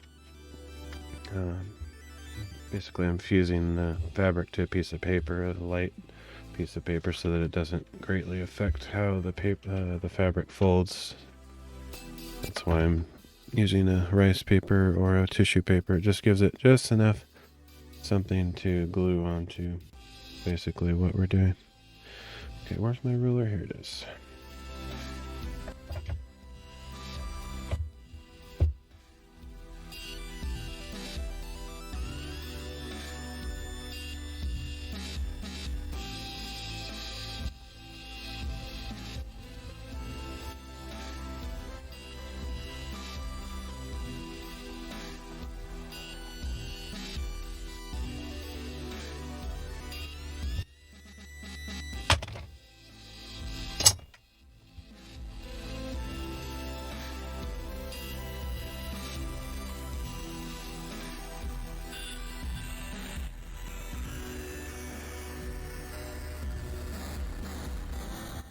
I could actually still use these scraps because, as you saw earlier, well, nobody was here to see it, but as I showed earlier, I make very small books, so even little scraps of rice paper like this I can make use of.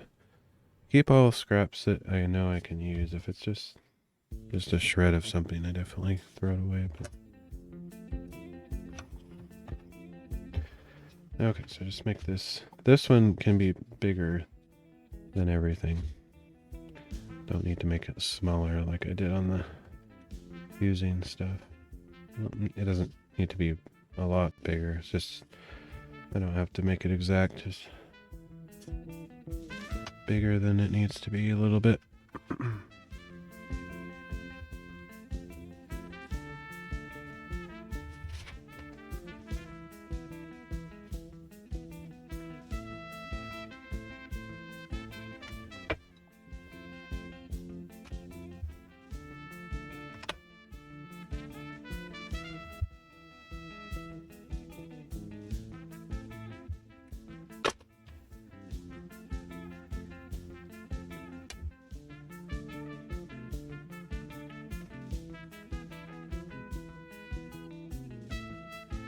All the scrap back in there so I don't forget to use it.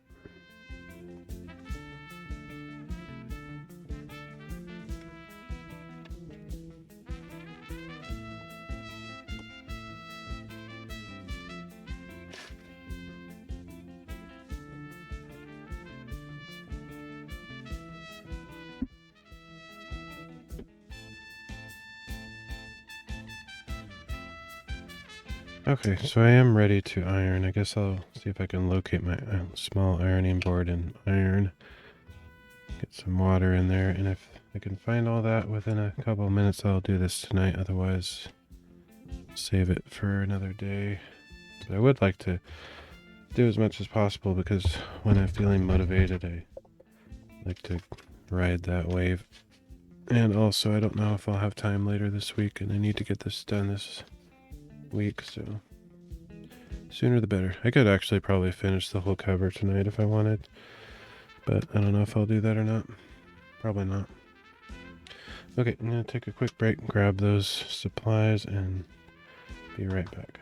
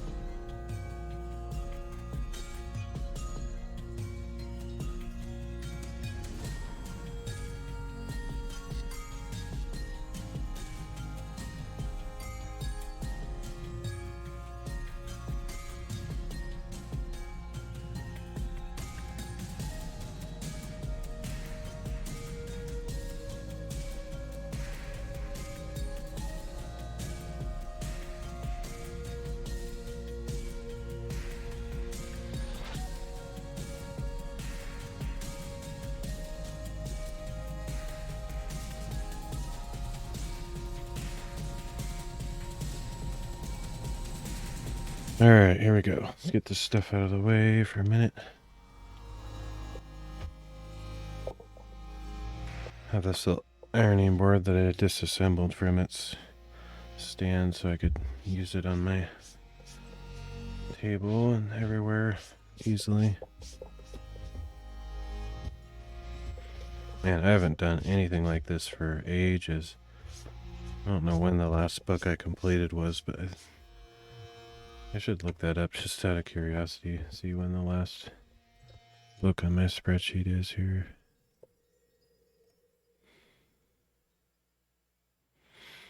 Not sure this spreadsheet is complete, but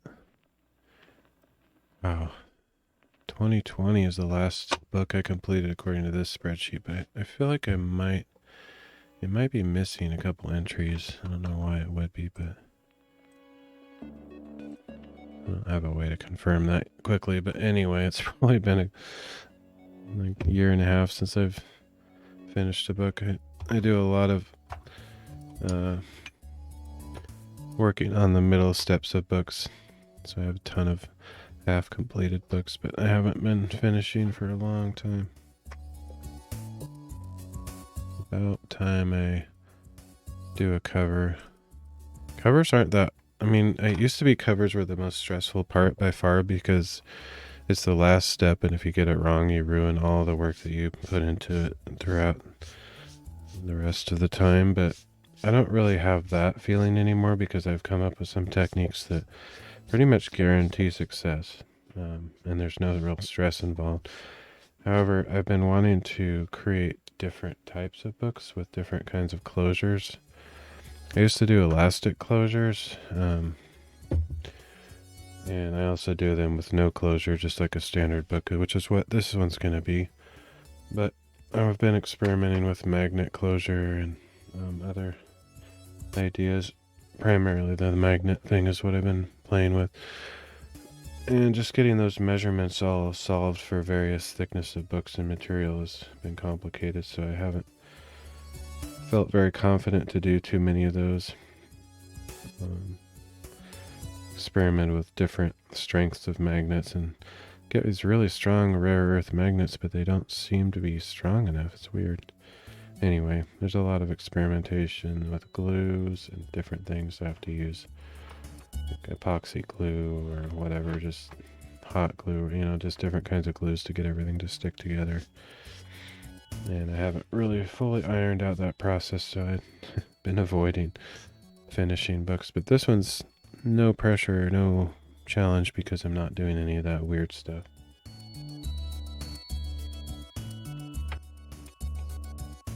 Should go pretty smoothly. Although it's been so long, I might forget a step or two. Okay, so I can probably turn this up almost all the way. I think it's cotton, so. But yeah, you have to make sure you choose a setting that's not going to ruin your fabric. If you're working with synthetics, then it can be a real challenge. Not every fabric is suitable for this kind of thing.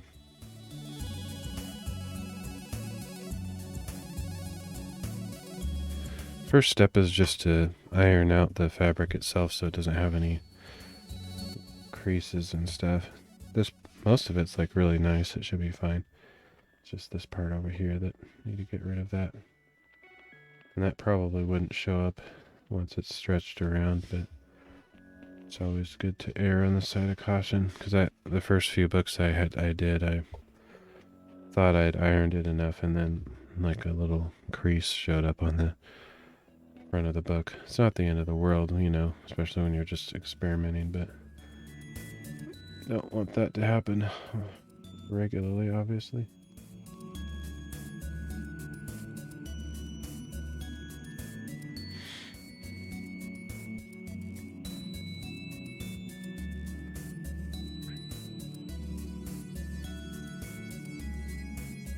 Oh, forgot I had the bright light on. I don't normally do that.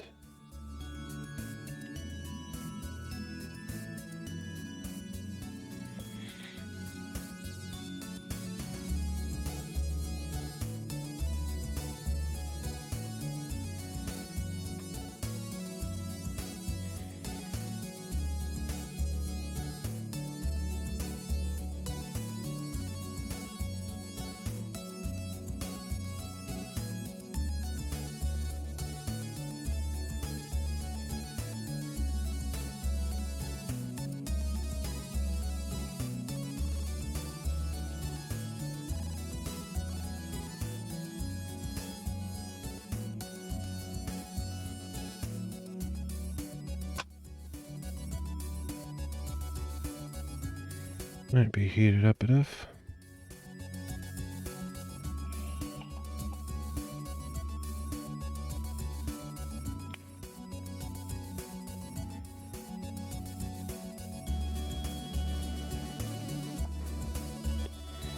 This looks like it'll be a pretty easy flattening here. Usually I have to work at it and spray it with water, get it really all the wrinkles out, but this is pretty good already.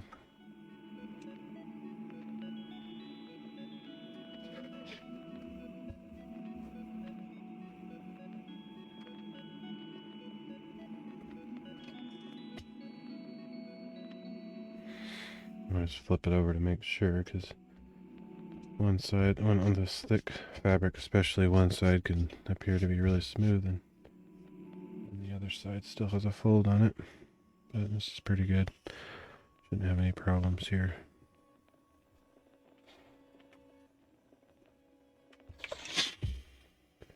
Okay, now I'm ready to put the fusing. It's called, what is it called? Heat and Bond Ultra Hold. Pretty standard stuff for this. It's similar to, I think it's called Wonder Under or something. I don't remember. Anyway, just any kind of fusible stuff is probably going to work. Needs to be pretty strong hold though, because you don't want it coming up over time. So I'm making sure that I don't have any of these threads overlapping or little particles on here, because you don't want those to create bumps underneath. It looks pretty clear. And I need to turn this down. I can't remember, it's been so long, but it needs to go down. It doesn't need to be on the highest setting. It's in kind of a medium heat, so let that cool down a little bit. Make sure that this is still fitting good. I think I remembered I had to cut off that corner on the top because it was a little bit overhanging. So I'll just do that real quick. I don't want to burn my arm here.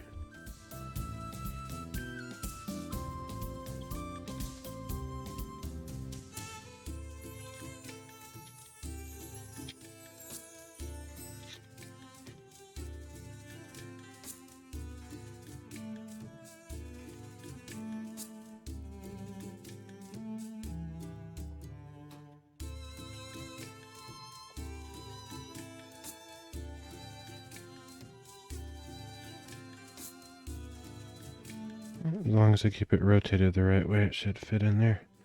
Do one last check of those threads. Might have kind of creeped over the edge there, but I think we're fine. Okay, let's make sure to get this placed just right so it doesn't run off the edge.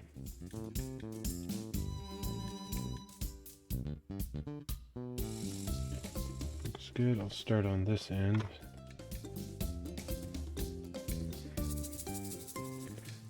You can read the directions for this stuff. It says like approximately how long to iron it, but somewhat subjective. Oh shoot, I forgot I had the steam on. That's not good. I was wondering why it looked kind of weird. Hopefully that doesn't cause a major issue. I should have had that off.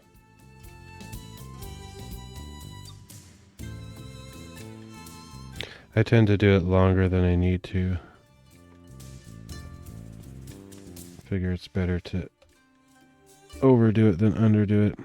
If you underdo it, when you try to pull the backing off, it'll only partially come off and leave little bits of the glue, adhesive, hot stuff on the backing. It won't have come off properly onto the fabric. You want it all to be on the fabric and to have a nice smooth lift off the backing, ideally. It's good to keep the iron moving around quite a bit, not settle in one spot too much. Just a few seconds in each place, but kind of go over the same areas a couple times sometimes. Pretty subjective stuff. Be nice to have a big old heat press where I could just flatten the whole thing all at once, have a consistent pressure and temperature, that'd be great. But someday I may get one of those if I end up doing a bunch of t-shirts or something like that. But I've bought a lot of frivolous, pointless, big pieces of machinery that I don't use often enough to justify their expense, and I'm trying to get away from doing that too much because I don't have money these days. Especially since I don't make any money on this hobby.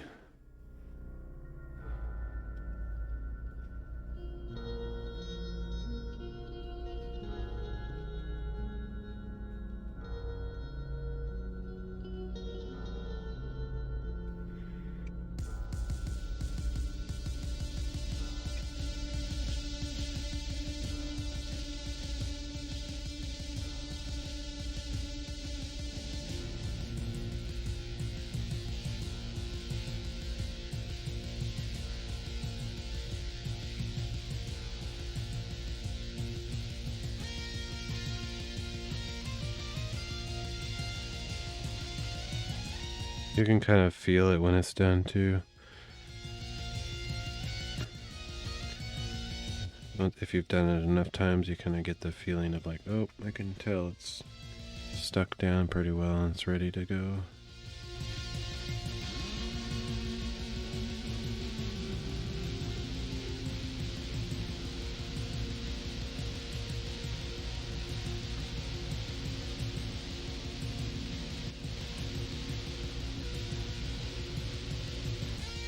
I like to go around kind of a constant pace one more time just to make sure I don't miss anything.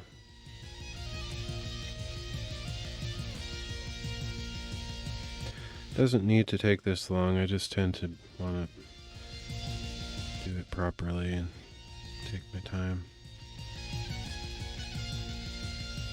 If you had the exact right temperature, you could probably just zoom over it pretty quickly in one shot.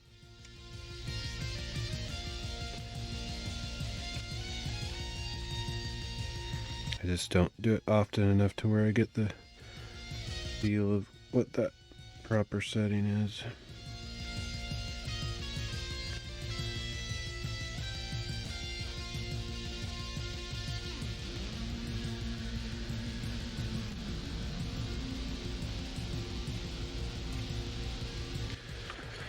Okay, and then the way to check is I usually kind of wait a minute, or you can also just lift it up and kind of flap it around, air it out so it cools down a little bit faster that way.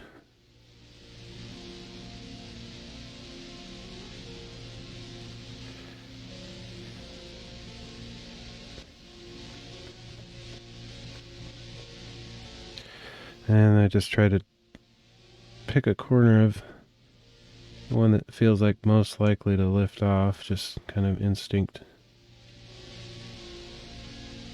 It's hard to grab. That one may not be cooperating, so I'll come over here. All you need is one corner to start lifting off, and then the rest just kind of goes.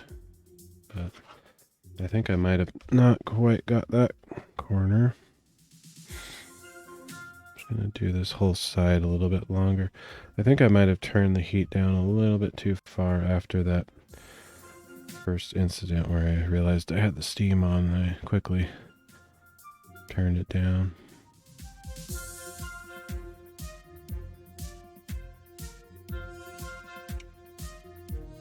Ooh, that's hot. Okay, that should be good.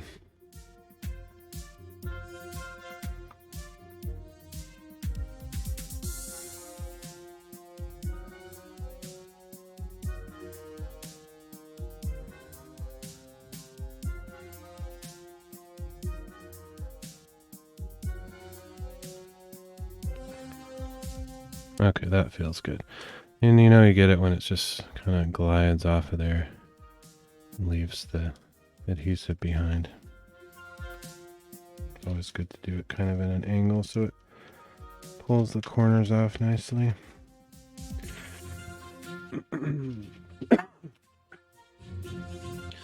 Okay, then once again, I want to make sure there's no particles.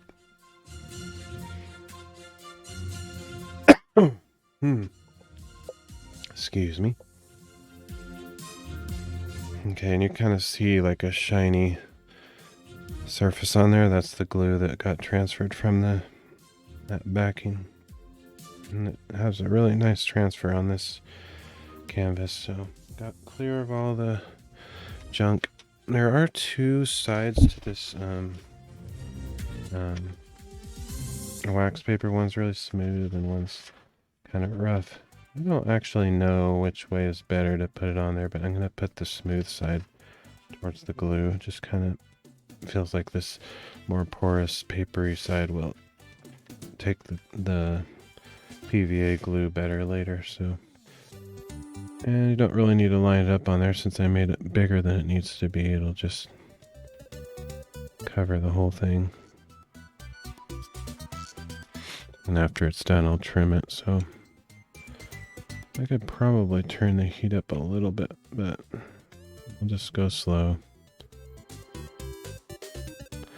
And you can really see when this is starting to get done, because it actually kind of makes the paper, the rice paper, a little bit translucent, so you can actually see. Sometimes you can see the pattern of the fabric if you use a fabric with a pattern, but you can kind of see the outline of where the edge of the glue and the fabric is underneath. And when it gets kind of at that stage, that's when I feel like I'm confident that it's ironed enough.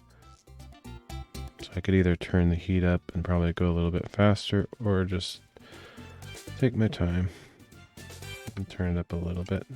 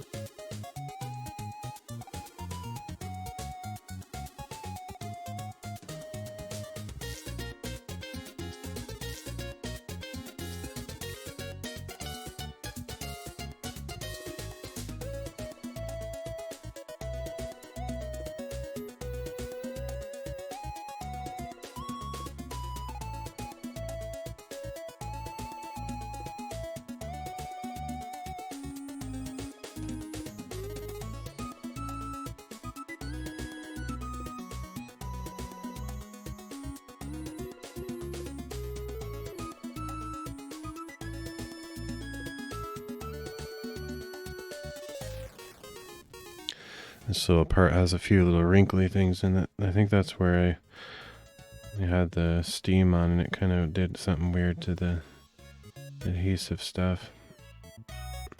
I'll quickly turn it off. I don't think it's not going to show up or anything, but it's definitely something you don't want to do, is have that steam on when you're doing this iron-on stuff.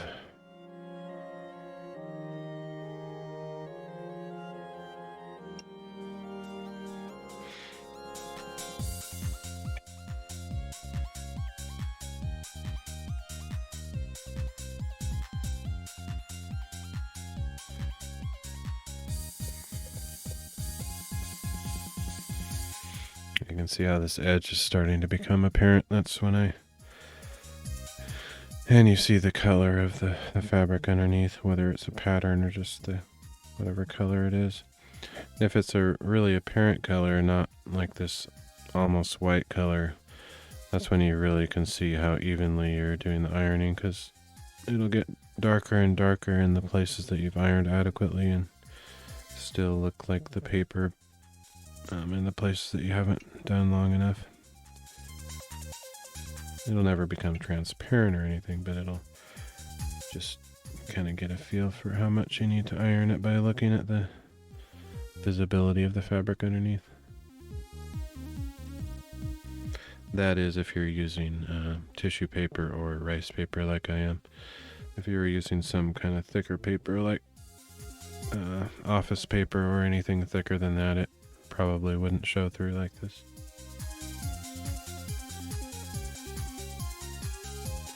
Then you would just have to make sure to do it long enough because you wouldn't have any type of visual clue.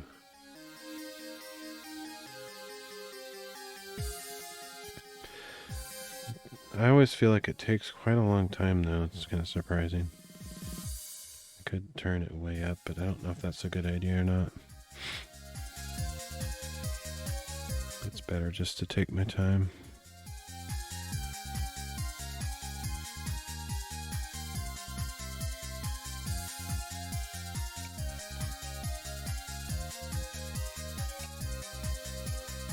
Better job you do here, the more peace of mind you can have that your cover isn't going to form bubbles or fall apart over time. So it's worth it to me to spend a little extra time.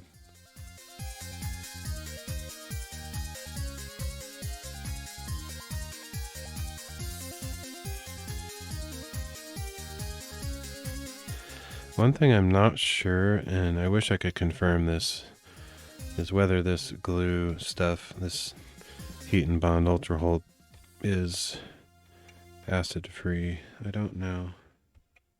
So everything else I use is neutral pH or acid free. I've never had any problem with it yellowing or causing brittleness or anything, but it's kind of hidden underneath the fabric when the book is done, so it's hard to know one way or the other. You'd have to have a really old book that you've used this stuff on to get any kind of an idea. Or I guess you could, get it scientifically tested, but I tried searching on that and I got mixed answers, it seems like.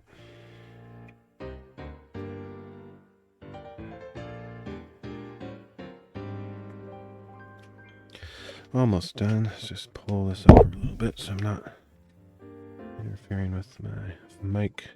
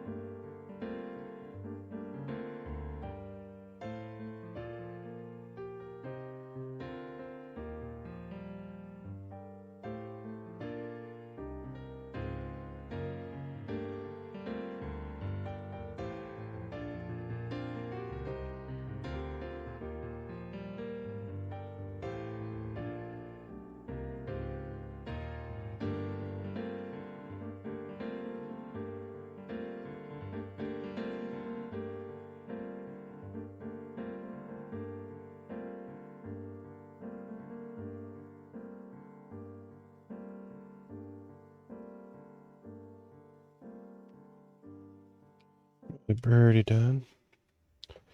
This little area with the wrinkles is kind of annoying to me, but that's fine. Should be okay. I can kind of see that this corner is a little bit lighter than the rest, so I'll just round that over a bit.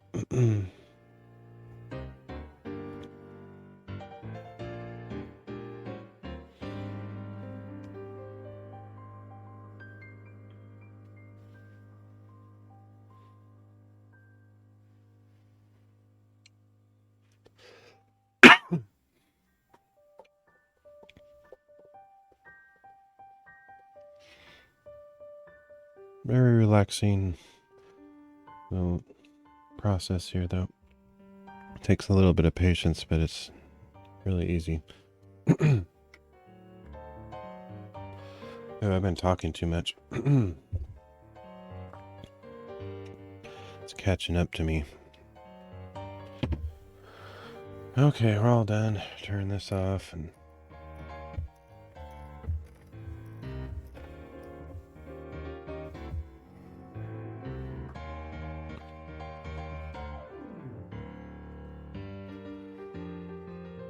let it cool down.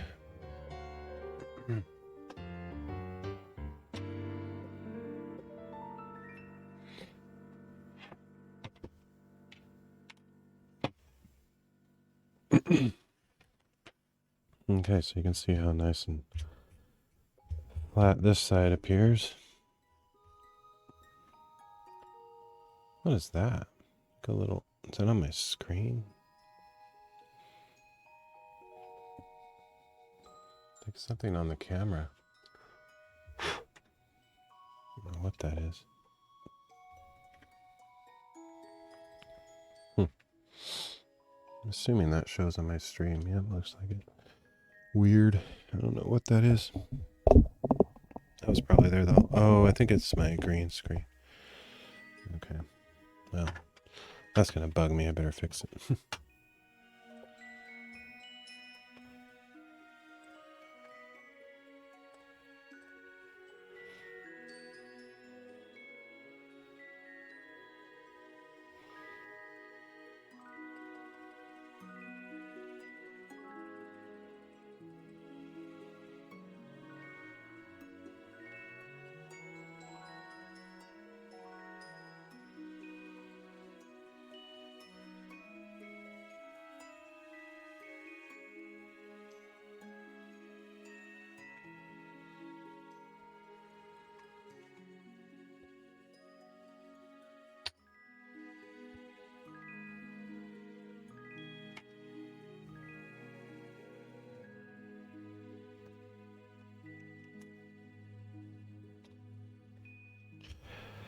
Okay, so now that that's all ready to go, I can bring my ingredients of the book back, my boards and my spacer.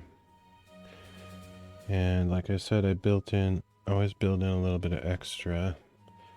Now is when I can cut the extra off. Put little marks on it. So where did I put all those template thingies? Oh, here they are. Nope.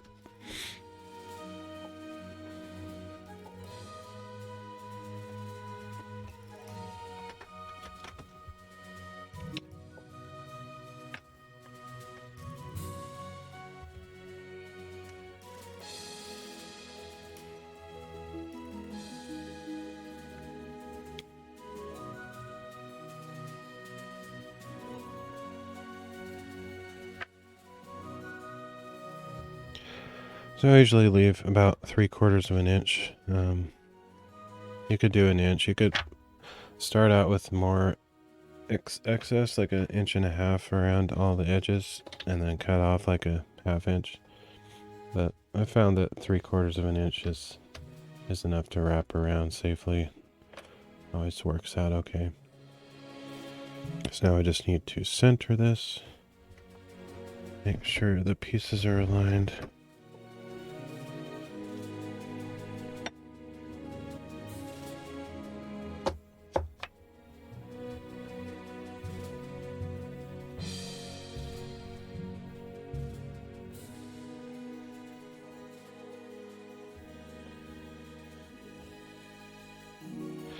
If you had like a fabric with a design on it, you would want to cut your fabric to so that the design fits nicely on the front and back. But it's kind of nice when it's something easy like this that doesn't really matter where it lands. Sometimes it's something like a pattern with lines or a grid on it, and then you want to make sure that lines up with the edges of your book and centers and all that kind of stuff. But something like this is pretty easy.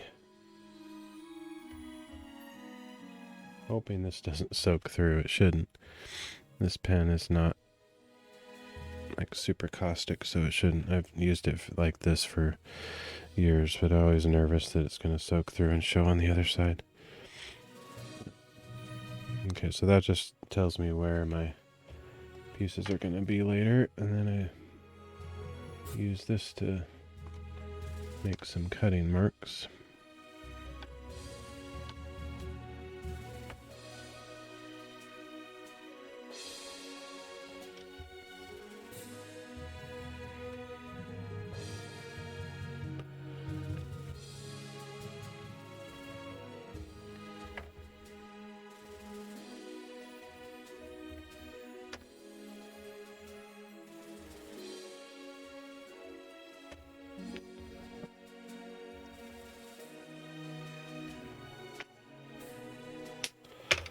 Okay, everything is ready to go now. Now I could start making the cover, gluing it all together, but I think what I'm just gonna do is just cut this out, and it'll be ready to do that last step later. Oh shoot, I just covered my chat. Hopefully nobody came. Good, no. Well, not that I don't want anybody to come, but it'd be funny. Nobody's been here the whole stream, and then I accidentally cover my chat for 5 minutes and get all the interactions. That would be just my luck. But I'm streaming at an insane time, so I wouldn't expect anybody to drop by. Where is my cutter?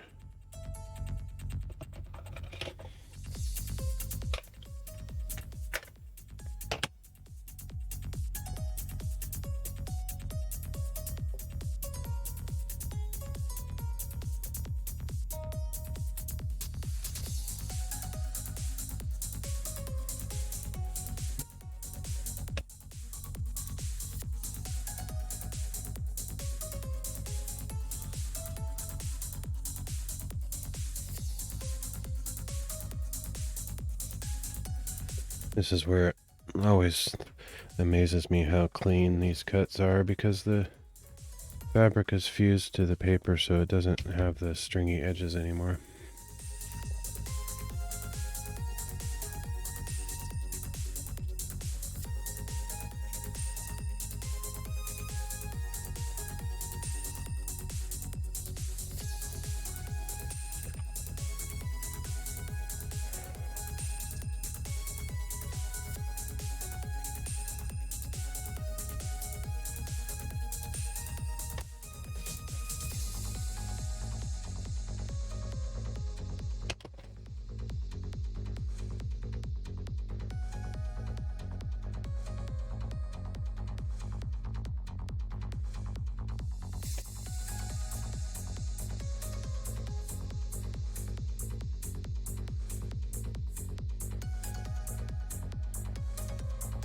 Except when I make stupid mistakes like that, then it kind of doesn't have as smooth of an edge.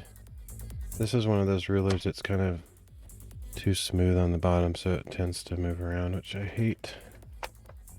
Not enough to cause any issues, but it's just annoying.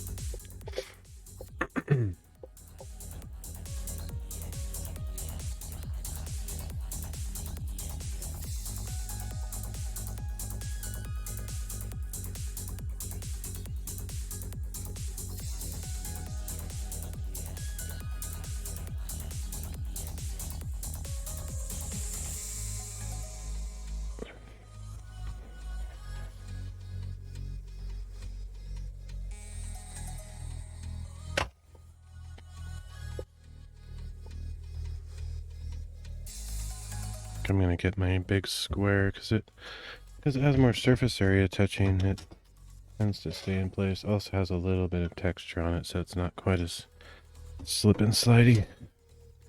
Usually I don't use it simply because my desk is so full of stuff I don't have room for it, but just having this arm coming out makes it less likely to slide around.